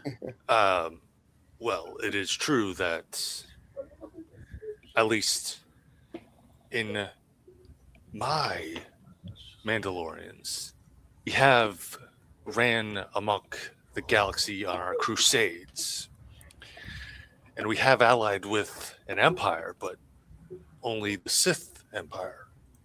I'm not sure what other empire there are. And as far as criminals go, the criminals are of no consequence. All right. the Hutts would be a good place to start. Anyhow, moving on. So Mando's been poisoned by that Leviathan. He's dying. Baby Yoda builds him a little hut. Not like a hut, but a hut. He builds him a literal Baby Yoda hut to hide him while he hopefully heals. He even does force heal on him because Grogu can do that. He either learned it in the Jedi Academy, in which Obi-Wan would have known. The stupid broken force heal. Yep. Which they established the only reason that they released, I think it was season 1 of The Mandalorian at the same time as Rise of Skywalker, is so they could establish force heal, because that episode came out where Baby Yoda used it the first time. And you know what's like even a week funnier? or two before the movie came out. The Rise of Skywalker establishes that you can only do force heal so much before you kill yourself. And Yoda does it. Baby Yoda does it just, and he's just fine. known how to do that, or he learned it while training with Luke Skywalker, in which Luke Skywalker would have known how to do that. Point is, he can do that, but it's not quite enough. Mando needs an antidote. And wouldn't you know it, just down a little ways in this apparently uninhabited swampland, there is in fact one inhabitant who grinds up a little potion and says, hey, it might be too late, but give it to him. He gives it to him. Mando's good. He's like, let's say we kill ourselves a couple slugs. I'm paraphrasing. That was the gist, though. They saw his face, and he did make a promise. Tune in next week for the finale. These huts got a lot of repurposed droids, so they fight. The Mandalorian music is so damn awful. They can't go over how bad it is. A couple of big pretty generic, pretty boring. Not to mention the same stupid sting that shows up every time Mando's on screen. Yeah, Mandalorian. The Mando enters the bathroom to take his shit. There's a dude with a fucking Peruvian flute. He's just like, why are you following me? He's like $5 peso. He's just like, no, I can't afford you. It sounds like a robot chicken skit in just waiting to be made. That's a lot of Disney Star Wars. It just sounds like comedy skits.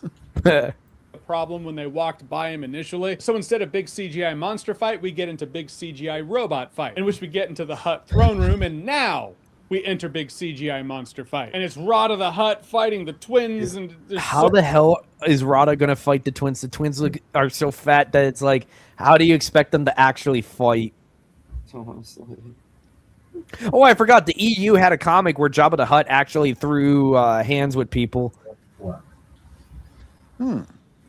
Kind of interesting finding that now. Is everyone okay? Is everyone just conking out right now? I'm fine. It's starting to get a little bit late. I'm here. I'm still here. All right, relax. We're almost done, guys. I swear. Yeah, it's you know I'm good. A lot of sluggery just slamming the floor. You see the door buckling and all the Hutts fall. The twins and Rada the Hutt. Only Baby Yoda now remembered, like, oh, that's right. I have the Force. And he lifts Rada the Hutt up, and Rada doesn't go down to the Leviathan pit. The twins do, though. They get eaten by Leviathan. Bummer is... It's basically just a shittier version of how Gardella the Hutt died in Bounty Hunter, where Jango fed her to her crate dragon. Yeah, what a way to go. When that moment happens... That with my bare hands. Jabba sends it. I mean, Jango had a pretty badass line when he got behind her. Jabba sends his regards. And then just shoves her off and lets her crate dragon eat her up. You start thinking back to every This other is madness. moment. No, this is Tatooine, and he kicks him into the Sarlacc pit. Remembering he can use the Force like that would have been pretty advantageous. So they make their big break for it to get out of this place. Sigourney shows up with a fleet to rescue Mando and maybe a little... New Republic sure does jack shit during Disney Star Wars. All they ever do is show up with some X-Wings at the end of a plot. Where's Han, Luke, and Leia during all this shit? That's a very good question. They're busy. They're doing the hanky-panky, making kids. Oh, wait, they only have one kid in this continuity. Never mind. That's not what they're doing. Mecha G75, what did I miss? A whole lot of bullshit. But you can always catch on the rewatch. More droids are pursuing our friends. This is a rescue mission after all. Proton torpedoes locked. Let's level that place. It is a Hutt nest, though, and apparently not all Hutts are bad. Is that a nest of evil bad Hutts, or... maybe it's like an apartment in Cyberpunk where maybe bad elements can run it, but there might be some decent family Hutts just trying to get by who are living there. That reminds me of like RoboCop Unfinished Business with the tower that you're in throughout that whole game. Oh, I'm thinking about putting RoboCop in my Spider-Man comic. Do it. But make sure to reference whenever he was... It's going to to be a reference when he was in like, WCW wrestling, okay? That's always a good one with RoboCop. I'm thinking of doing a cross between like the original, but it's his upgraded cybernetic form that's in the reboot. Because I always liked that suit. I just didn't like they changed his main weapon and they painted it black. Oh, a black person has a problem with black armor, eh? Yes, I am racist against my own people. That for legal reasons, that's a fucking joke. But black armor looks cool because Darth Vader. I mean, Well, Vader can pull it off effortlessly. The only two people that can pull off black armor like that is Black Panther, War Machine, and Darth Vader. Yeah, he said only 2 people, and then he named 3, so credibility is shot. Oh, okay. Look, we don't have time to debate this, and we didn't bring the U-wing, so we can't do that jump on the movie. War Machine, wasn't he silver? He like his original suit was silver and black in like Iron Man 2, the movie, and in the comics. Anyhow, the Hutts die, our friends get out, everyone lives happily ever after. I mean, Dave Filoni's in this movie. He's one of the pilots who showed up at the end. You also see, of course he is, him when Mando goes and talks to Sigourney Weaver. He's like, but he's I'm Dave a Felfin Filoni third. Dave Filoni even has the. I guarantee you, he actually, it's funny because he puts himself in as a cameo. I guarantee you, he might show up in the Ahsoka season 2 and be like Ahsoka's love interest or some shit like that. Oh my gosh, he totally would do that. He's like, and then we need a gratuitous sex scene with me and Ahsoka. Rosario Dawson's like, I'm not doing that. He's like, oh, well, that's okay. I wasn't really interested in you. Do we have any young Ahsokas around here? That's Filoni though. And, like, and everyone else is like, Dave Filoni, no, Disney already has enough problems with pedophiles. Rosario's like, I'm not doing that. And Filoni just gives like a confused look. He's just like, what? Why would I want to? Oh, right, because you're like an adult. Yeah, totally. That's what I was thinking. Anyways. Oh no. Cowboy hat. It looks like they accidentally filmed Dave Filoni. He stands out like the star. He couldn't even be bothered to remove the freaking cowboy hat. It's part of his character, man. So cool. Also, I have not seen Game of Thrones, so I wouldn't know about this, but this is freaking hilarious to me. It's also like the Starbucks cup. Yes, they left that in I think they later like CGI'd it out or something because it's on a streaming platform. But like initially, when that episode released, everybody screenshotted that because they knew they were going to try and correct it afterwards. I mean, it's funny when stuff like this happens. I mean, shoot, Shockwave technically makes an appearance in Alien. I mean, season 8 was so bad that's probably number 100 on the list of problems. Like the water bottle incident from the first season of The Walking Dead. If you look in the herd of walkers that chases Rick, you can see somebody with a fucking water bottle. That's like in the Mel Gibson movie Apocalypto. They have like all these like ancient culture and they all like raise their hands at one point because they're cheering for something and one of them has like a watch on. Oops. I do remember that I mean, stuff like this is also kind of funny. I do remember that for Alien, somebody took an original Shockwave G1 toy and used him as like one of the as part of a prop. Starbucks cup in Game of Thrones, not even trying to be a new character, but this movie does have one of the worst line deliveries, and it's by Sigourney Weaver. She's talking to Mando, and her line is, "We'll see, Mando, we'll see." It's the spoken, audible equivalent of the death scene in Dark Knight Rises. Man, one of the worst. That was the last live action Bat movie I had to see in order to safely say I have seen every single live action Batman movie. And yes, that movie is bad. Well, except I will say for the Batman.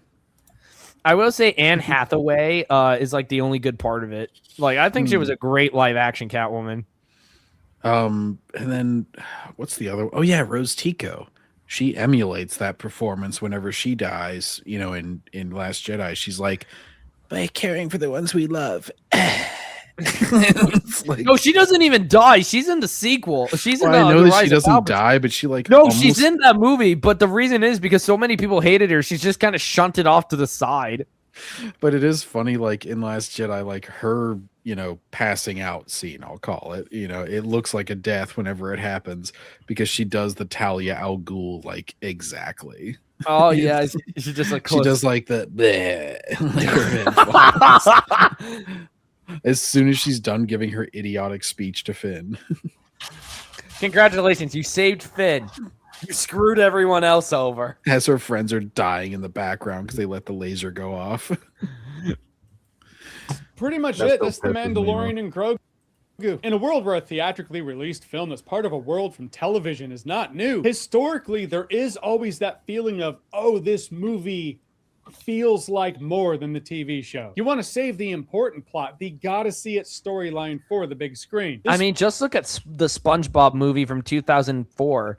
That movie legit is like basically the finale to SpongeBob. That's the same thing with the Avatar, The Last Airbender. I think the final like 3 or 4 parts episode was released as kind of a movie. Didn't people not like it though? Or was that the new movie that came out or something? Because there was something about an Avatar. There was movie. a Netflix series recently that was horrible, but that was live action. Yeah, there was an animated movie recently that it was releasing on Paramount Plus, and then it leaked.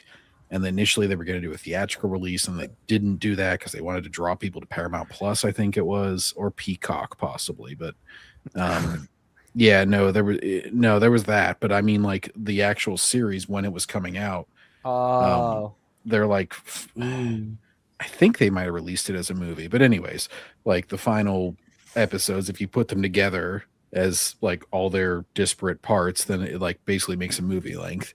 And it's like the finale battle of the series.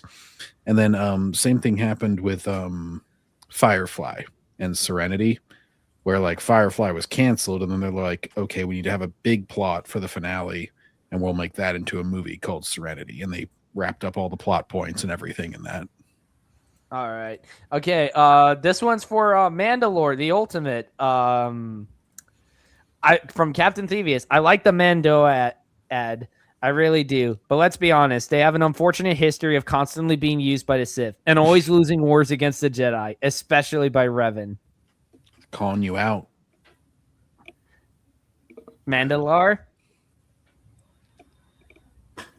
We shall see what comes of history later. Captain He's Thaddeus, I do not know who this Revan is, but I'm sure he will be a worthy opponent. Felt like episodic. He's like, filler I'll get you episodes next time, Galaxy. Next time. on the big screen. It's like after Moana 2 broke 1 billion, Disney. You know, Moana 2 is basically just a live-action direct-to-DVD Disney movie. But somehow it got released to theaters. Well, there were a lot of the animated direct-to-VHS ones back in the day, so it sounds like. Did I just say that Moana 2 was live action? What the hell is wrong with me? You said live action direct-to-DVD. Oh God, I meant to say that Moana 2 is basically just a theatrical direct-to-Disney DVD movie. I'm stupid. Purpose television episodes into movies. This is the kind of movie that's made for the sake of holding on to the theatrical film rights for an IP, which would make sense if I felt like Disney was at risk of losing the Star Wars IP. Oh God, I would pray for that to happen. Is this movie better than Solo: A Star Wars Story? To be fair, I've only seen Solo: A Star Wars Story once when I saw it in theaters. They did a review on it. But in terms of this and Solo: A Star Wars Story, one's a mess, a clashing of visions among different directors, and the other is theatrically released filler episodes of a TV show that feels like it was written by AI. It's better than either way. They're both shit. I'd say Solo's problems run deeper than that. By the way, like a lot of the performances are bad. Like the actual plot points with the droid rebellion and shit are horrible. Oh God, L3 is like, yeah, it goes way further than just like tonal inconsistency because it had two different directors going at it. Phoebe Waller-Bridge, who would later come back to help butcher Indiana Jones. That woman destroyed Lucasfilm almost single-handedly. I can't wait to get around to watching the first 3 Indiana Jones movies. But I'm waiting for my brother to be old enough so we can watch it. He's turning 17 soon. Oh my gosh, he's plenty old enough. Those are pretty family friendly. You don't know my mother. Well, even because the one that they made the PG-13 rating for was the second one, so you could definitely watch the first because it's basically PG. I'll have to check. I shouldn't reveal too much about my brother. Damn it! I accidentally. Well, put it dropped this him. way: that as far as just to keep it on the actual movies, it's like whenever Han Solo, whenever Indiana Jones shoots a guy, it's like, oh damn! Oh dear! Arachnid youth just broke his ankle. No, I just came back from the bathroom and I fucking sat on my foot wrong. Ouch! Oh, so Oh, like I know the feeling. pinched. It's like a sleep. But like, yeah, they're very. The first one is very family friendly. It's like bloodless. Like even when he shoots a guy, it's like an old western where they're like, they like just cover up wherever they. And got then you shot. get to the scene with the ark. Yeah. Yeah, that's true. Star Wars used to inspire people. How many directors out there are like, I saw Star Wars and I locked in. That was my career goal. Star Wars was part of the cultural zeitgeist. Star Wars movies, hype. Disney killing the legacy of Star Wars as seen by the lack of hype for this movie. It will be studied one day. And I've seen people say this and I absolutely agree with it. I guarantee you, one day we're gonna get a Disney adult on a lab table, and we're gonna figure out just exactly what the hell went wrong. This is the pause face of whenever he's scouting out the elementary school. Ah! Feel like, Oh dear, we're getting very edgy with our humor tonight. like film doesn't It's feel like just the cinema. It Hassan feels Piker like haircut that makes me think of these things. I don't know why. It's just like the content. But to be mustache. clear, this doesn't take away Right.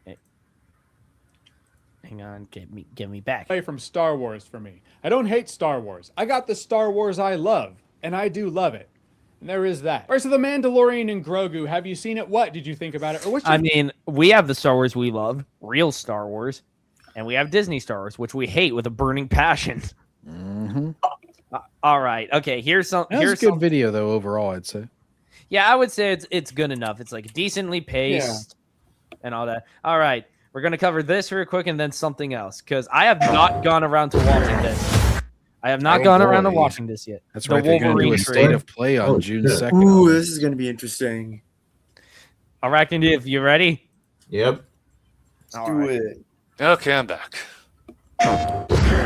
Wolfscar, dude, I think you got to check because first it was that Inquisitor guy that took over you on Awesomecast, and now it was Mandalore.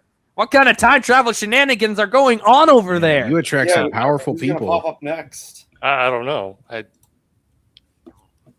Is this why you're having so many problems with Discord? Is because like evil people take over your account and they like they're like "Hail Mandalore" as they're like typing in Discord. The Mandalorians are actually pretty good to me. So They come over, they're like cracking beers and like talking about war stories and shit, playing pretty bounty hunter.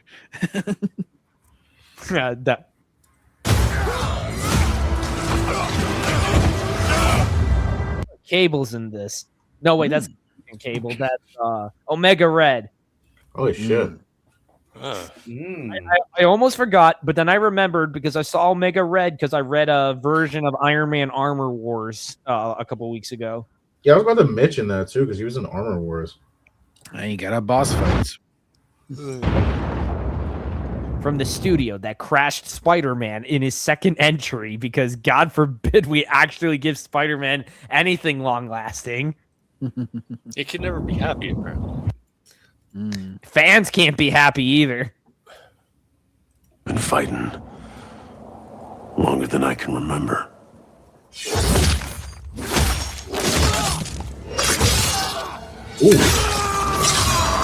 I mean, you got the gore down. Yeah, good mutton chops going there. And the face looks a little weird, a bit too rounded in my opinion. Yeah, exactly. Huh? I agree. His face was a little bit rounded.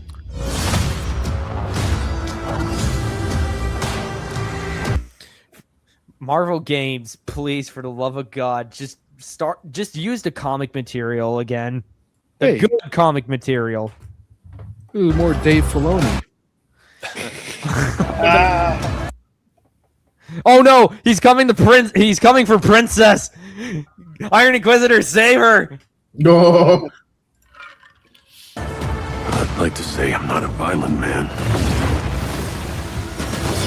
The trouble. His suit looks okay. That was pretty good. It was pretty good to me. A bit better than when they made the Insomniac suit for Peter, the first one anyway. That suit has not aged very well. Oh, the white spider one? Yeah, the one, because it looks freaking orange. Yeah, I never liked that white spider in the middle of it anyway. I switched to the classic one like immediately in that game. Just has a way of finding me. But I'd be lying. Doesn't matter where I go. Oh, yeah. Okay, this is looking okay. Oh, But we're gonna have to check because I think I heard whispers of Sweet Baby Inc. being involved. Yeah, they were no. kind of That and there was some plot leaks and stuff because there was a big Insomniac leak. Not too Yeah, long I heard ago. about that. Is Sweet Baby Inc. involved this time around? I think a little bit because Okay, there was this is going to be screenshot unplayable leaks. slot. I think they've been involved since the first Spider-Man game, and they were just kind of given more power in the second one, essentially. Because Abort again. Okay, abort. Do not play. Do not play. If it has Sweet Baby Inc. even remotely involved, do not play. Oh, it looks like this is another piracy. we'll have to see if they neutered it again. I'm just upset that he's not getting voiced by Steve Bloom when Steve Bloom has been in plenty of video games before. I think they're trying to give more people a chance to voice Wolverine because if they just keep spamming Steve Bloom over and over and over again, like the guy's gonna pass on, and they're like, shit, we don't have Wolverine voice anymore. Yeah. I mean, DC actually did do that, where it's like every new iteration of Batman got a new voice. I mean, yeah, they did bring back like older Batman people to come back and do like side roles because it was like you had Adam West who came back in BTAS. He did the Grey Ghost. He actually came back in the Batman and he voiced the mayor. Or Kevin Conroy and Mark Hamill were the Phantom Stranger and the Spectre. So it was like you had newer voice actors for one of your most iconic characters, even though everyone says Kevin Conroy was the definitive Batman voice. Yeah. I mean, to me, like, yeah, they'll pass on eventually. That's kind of more reason just use them while you got them. And while they're willing, obviously, if they get tired of it and don't want to do it anymore, that's one thing. But it's kind of like you can always find when that eventually happens, because it will. It's like, then you find a new actor at that point. I love God, look who's here, guys. Oh, it's Darth Mr. Watts.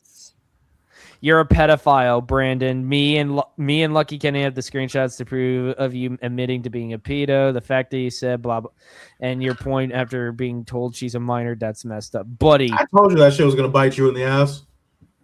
Of course, it was going to bite me in the ass. These people I can literally not say anything without these people coming after me. Mm-hmm. Because even I can understand what Brandon was saying. He just fucking said it wrong. Look, I'll admit to that, but again, my points were pedophilic, and it doesn't even matter because she's a fictional character.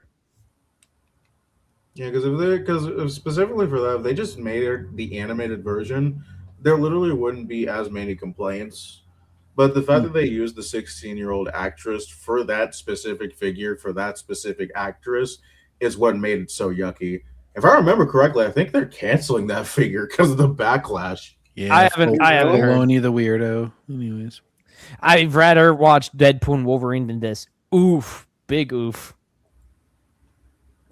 You just know they will force you to walk around as a useless deadweight character in unskippable segments. Oh God, Mary Jane segments. I don't like that. Oh God, look who's here, Pissy One, Captain aka Thievius. the old Misery. Captain Thievius. Who's Captain Thievius? Captain Thievius is this dude. He's been a longtime supporter of the channel and a good friend. good chap. Oh, It doesn't matter. They're pedophile. You show that you're attracted to. I am literally not attracted to children, dude. Darth I love Watts, how that's they- some people projection, say buddy. this You need to shit. not be a You gamer anymore. actually- people to like to back say that that up. shit, but when you ask them to show proof, they don't. And whatever quote unquote proof they have is either out of context that can be easily explained, or 100% doesn't actually prove their point. Exactly. You're a sicko. Dude, you're a sicko. Whenever somebody's trying to stretch it that far, it often like indicates that they got some shit in their past, because like Hassan is always trying to do this shit with other people. I mean, we do know that Lucky Kennedy has lowly crap on his Discord server. I had a spy over there who got some pretty good screenshots. Imperial spy. So if you want to throw stones, I can throw them harder. But I don't, because I'm a good chap. If Brandon really was a PDF file, then why haven't they sent this evidence to the authorities? Yeah, I don't like that shit just being thrown around because it like lightens the term. That's always the question of the day. Why haven't you called the police? Yeah, I mean, shoot, if what they say about my buddy Arachnid Youth is true, why hasn't he been arrested yet? There are literally people who claim I make like illegal CP. content.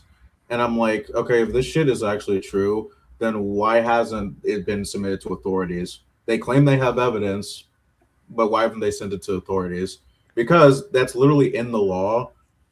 If you find what is to be illegal content, you believe it's actually illegal content, you're supposed to fucking contact the authorities, not post it everywhere, especially in your Discord servers full of minors.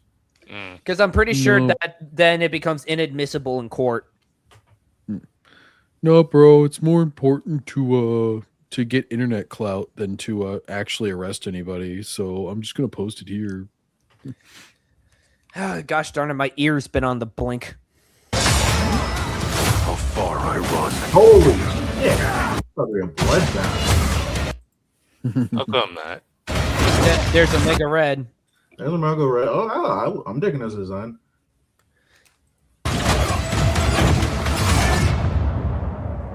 Death's always waiting. Ooh. Just not for me. Oh my god, they actually show his fucking metal skeleton. That's nice. Okay. Will this be any? Because I heard like the X-Men Wolverine, the X-Men Origins Wolverine game was really good. It is really good. I highly suggest you play it. I'm sure Lucky Kennedy has called the feds on you. Someone needs to check your hard drive. If that's true, I have not gone a meeting from the police at all. Darth Watts, you seem to really like talking about little kids. You're creeping me out a little bit. Maybe you can like stop talking about this, man. I'll put him on timeout. You seem to have some creepy shit. Like children. Cancel culture is a bitch. Yeah, I agree. Time to sleep, guys. Not yet. Justin, buddy. Justin, you said you weren't going to do that. You said you were serious that you were going to bed before. Do you remember this, Justin? I said an hour ago.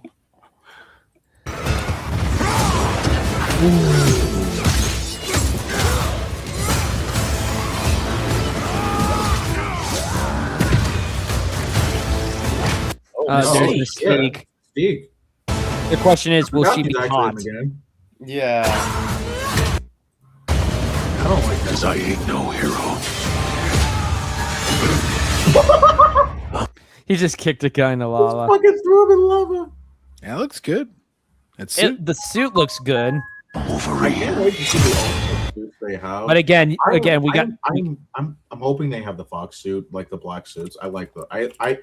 I know a lot of people don't like the leather suits. I actually like them. What, you were expecting yellow tights? What, you were expecting yellow spandex? Yeah, spandex. I'm sorry. Yeah, I messed up the line. I'm a fake fan. Relax, I messed up a line earlier. Yeah, they called back to it in like the 90s. What are you thinking? Oh, look. Sentinel. It's a fucking Sentinel. It's wild. I hope the boss fight isn't as infuriating as it was in fucking X-Men Origins. I have my concerns, but who knows?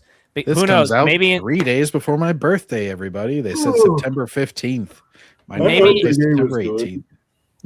maybe Insomniac will learn their lesson from last time with Marvel Spider-Man 2.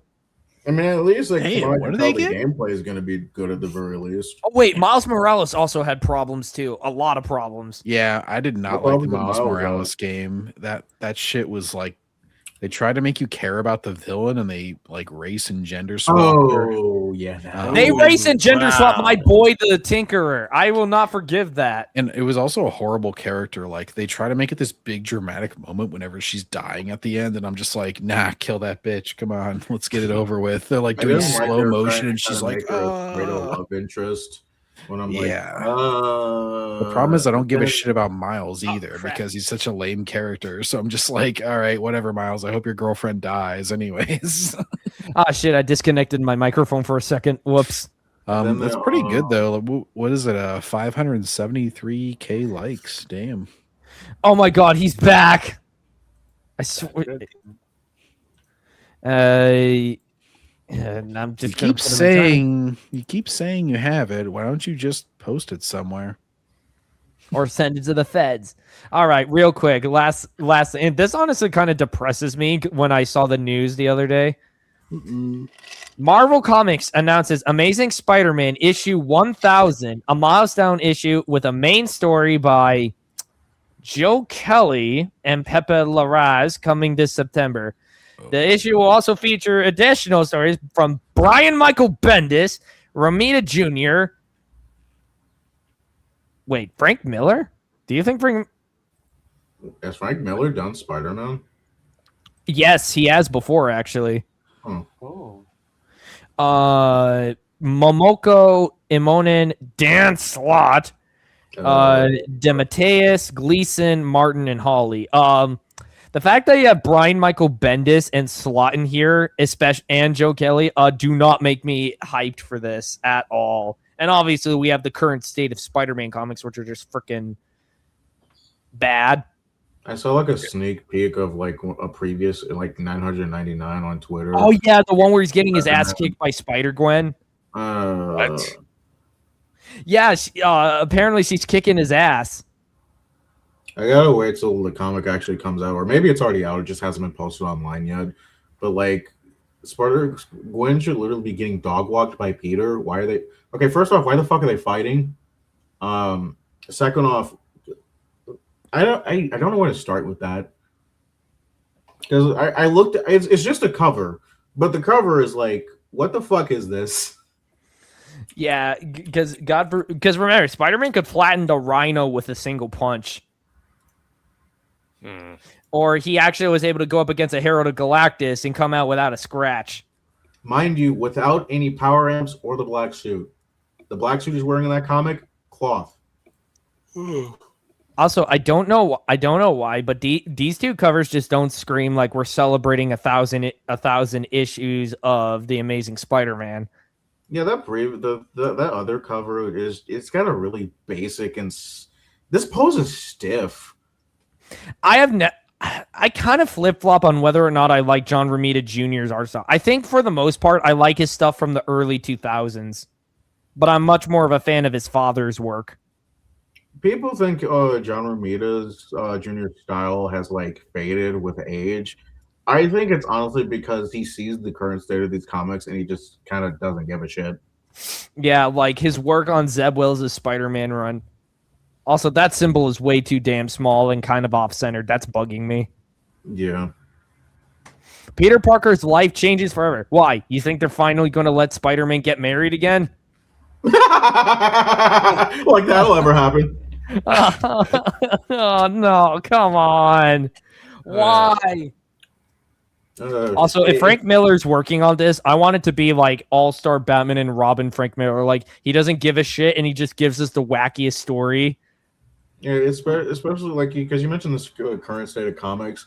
Yeah, they're definitely not doing that because from what I know, Peter is kind of in a standoff with MJ and Venom because he's trying to figure out if MJ actually pushed I can't remember his fucking name because he's such a villain off the building or if Venom is the one that did it. And Venom and MJ are both like, why does it matter? People can sleep safely now. And they make Peter like, oh no, you killed the villain. No, they're doing that Batman shit. And I'm like, no, don't do that. You know what? This is actually even dumber because I was talking to myself about it earlier, but it was like they did a story with Jason Todd where it was like there was this diplomat's son who actually gets in trouble because he does something to a woman and later causes her to take her own life. And the story ends with the son actually dying by falling off a ledge. But it's like ambiguous. And when Batman goes, Jason's there. And he asks if the son was shoved off or if he just fell. And Jason doesn't actually give a clear answer. And it's kind of left ambiguous as to what happened. But now it's like, okay, so we're going to go for this. So they basically just turned Mary Jane into once again I mean, to be fair, she's already been an irredeemable bitch thanks to Zeb Wells' run. But now she's a flat out killer now. Yay. Good job, Marvel. Yeah, and it's forced tension at this point because people wonder why I prefer Gwen Stacy. I want to strangle you for that, but there's the only thing I like is that they fix MJ's Venom design where she's not she finally looks like a woman again. The Venom suit actually conforms to her body. Since I think the excuse they gave for that is because they're both out of sync with each other because MJ doesn't like the symbiote or Venom specifically. Then why I do like the design they go with, but I just wish her hair was a bit more fuller. You know, like John Byrne or Todd McFarlane style, as we were talking about on Discord. Well, you know, if she has full hair, that means that she's black. Oh, no. I saw people use that to try to justify Brooke in the One Piece live action being race swapped. They're like, somebody with this hair is obviously black. It's like, women can't have fun no more. Yeah. But yeah, it is honestly depressing. Like, this should be something I would be super hyped for, but I'm not. I'll only be hyped when he's back with MJ. When's the Spider-Man Noir anymore? Oh, that reminds me. Shit, I forgot. That was the one last thing we needed to take a look at. Crap. What? There was a new Spider Noir trailer that came out. Oh, shit. Oh, wow. Shit, I forgot about it. Hang on. That's the last thing we're covering tonight, folks. Oh, how could you forget about me, huh? Out of the name of Zeus's butthole. I'm not going to lie. It's not that I hate Nicolas Cage, but it's like... Christopher Daniel Barnes was literally like the best choice to play Spider-Man Noir in Shattered Dimensions. Interesting. Also, I think that they're basing this version off of his Spider-Verse counterpart, and I hope that's not true. I mean, they say that, but it's how much is there to base it off of? I feel like that still leaves you pretty open-ended. You just get like Nicolas Cage. Which is a plus, but they just kind of retconned the fact that that version is Peter Parker in the movies. I see what you're saying. Have you seen it out there? The city's a mess. You used to be. I know who I used to be. You were somebody. Web swinging. I will give him credit. It does look okay. Certainly better than, say, the CW shows. Put it this way. Yeah, I'm more interested in this than I am really the new Spider-Man movie, to be honest, because that one just seems like a retread as far as the relationships and everything goes. God, it doesn't even look like it has a central idea of what the hell it wants to do. Why is Spider-Man fighting the Hand? Yeah. So, like, at least this is something different, but also, like... Not just forcing it. We're treading new ground here, so we don't know exactly what we're gonna get, and we just have to hope for the best. At least it's not a Miles Morales project. I'll give it that. I know. And this is a Spider variant that actually is, interesting. That's actually the end of it. Brandon, he takes off his mask and he's like, "My real name is Miles." Damn it! He's been doing Riley, the whole time. What a joke. Takes off his fucking suit and somehow gets Miles' suit and wears it in his honor. Honestly, if they actually do go to a live action Miles project, I really hope it's put in the right hands. And at this point, I don't know who the right hands are. It's in nobody's hands because Miles is such a shit character. I'm starting over. Are you going to be a dick about it? Yes, actually, a private dick to be You know, this exact. doesn't match the aesthetic or the they should be Feel of a talking noir thing. Yeah, they should be talking in old timey. Like it's not matching the whole vibe that you're going for with all the visuals. I still and the remember dialogue because are I in read contrast. I've read like some of Spider-Man Eyes Without a Face, and it's like you have Spider-Man Noir walk into like a sleazy underground club, and he just wields like these two Tommy guns, and he starts shooting it after delivering a very badass speech. Also, I think I know why they went with Ben Reilly instead of keeping him as Peter Parker. Why? It's a weird fucking contractual thing where specifically Peter Parker's Spider-Man cannot be portrayed doing certain things unless it was done in the comics. I think one of them being like Peter can't be seen using guns, except like Spider-Man Noir actually does use guns. Yeah. So I don't. It's weird.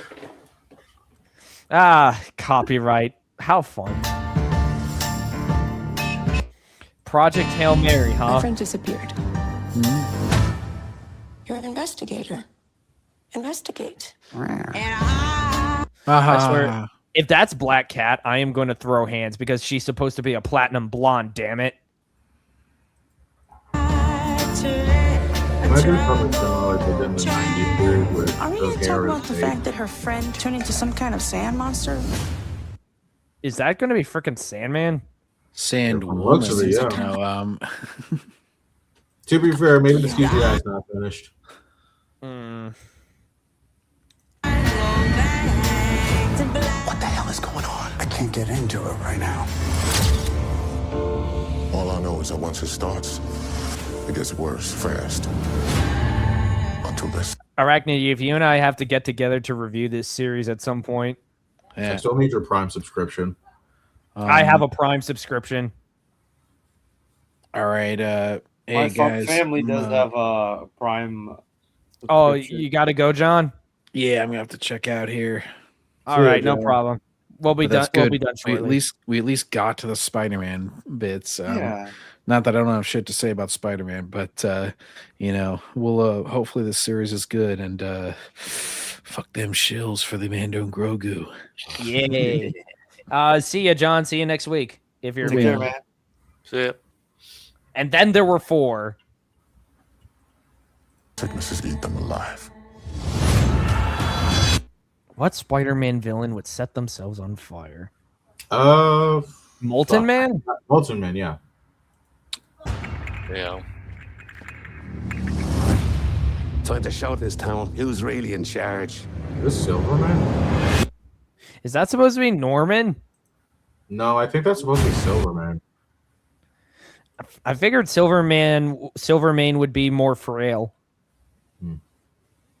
I still maintain he should have been the villain of the Insomniac Spider-Man DLC instead of Hammerhead. Silvermane's got the city by the Yep, that's Silvermane. Yeah. Monsters in the streets. I don't know who the fuck that is. That better not be Lizard because we Yeah. already suffered the fact that he got gender swapped in Your Friendly Neighborhood Spider-Man. I hope it's not either Lizard or Iguana? who else? Not Wait, Iguana's literally a mutated iguana. Who the fuck else am I thinking of? Fuck. Stegron? No, Rhino. Oh God, ever since Disney took over, he's not even wearing armor. It's literally just he mutates. Were you really going to sit there and do nothing?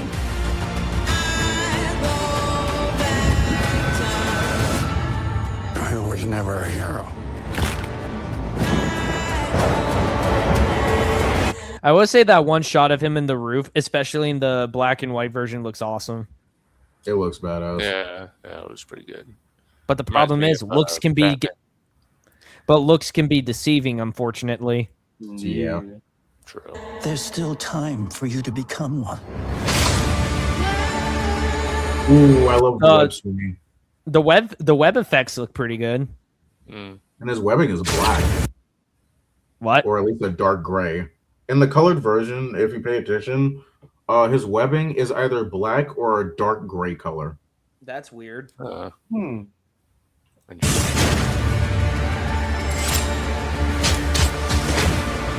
Okay, I will say I hate the fact he's not wearing gloves. That it doesn't seem like he was wearing gloves. I mean, it looks like he's kind of figuring it out as he goes along. So maybe that's an earlier fight before he has gloves. I swear. They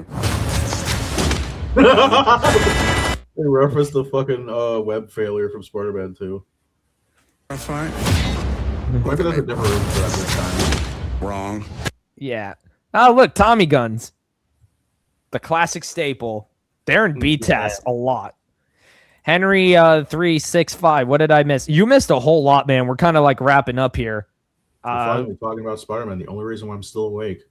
I'm sorry, dude. But I have to cover a variety of topics. Oh yeah, I think Electro might be in this or some other dude. Yeah, he I is. think it's another He's gonna be one of the henchmen. Now the question is, will he be better than Jamie Foxx? Anything is better than Jamie Foxx's version from Electro and TASM 2. Unless they reference the female Electro from Dan Slott's run. I keep forgetting she's a thing. I keep forgetting that. I keep forgetting that a good chunk of Spider-Man's cast is now like female, is now gender swap because they have a female trapster for crying out loud. That kind of reminds me of a lot of the villains from my Spider-Man series are female. I need to do something about that. Oh dear. Because with no power comes no responsibility. Yeah, I kind of like how the Kane's Scarlet Spider had the all the power, none of the responsibility tagline. Yeah. All right. I mean, I'm still hoping that this is decent, but who knows? It's it's illegal to call the character Spider-Man Noir. Yeah. I still hate they can't legally call this character Spider-Man Noir. Oh dear. They can't? I didn't know Apparently that. not. That's why it's called Spider Noir. Of course, we're just. I mean, it's weird.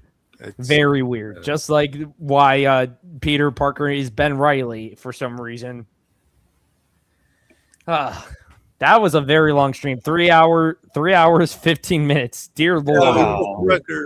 I think I still have some energy left. I might go play something before I crash. Yeah, same here. But if you guys liked what you saw here today, please remember to hit that like and subscribe button. Links to Iron Inquisitor, John Gets Gaming, and Arachnid Youth's channel in the description below. And until then, folks, always remember to be awesome. Good night, guys.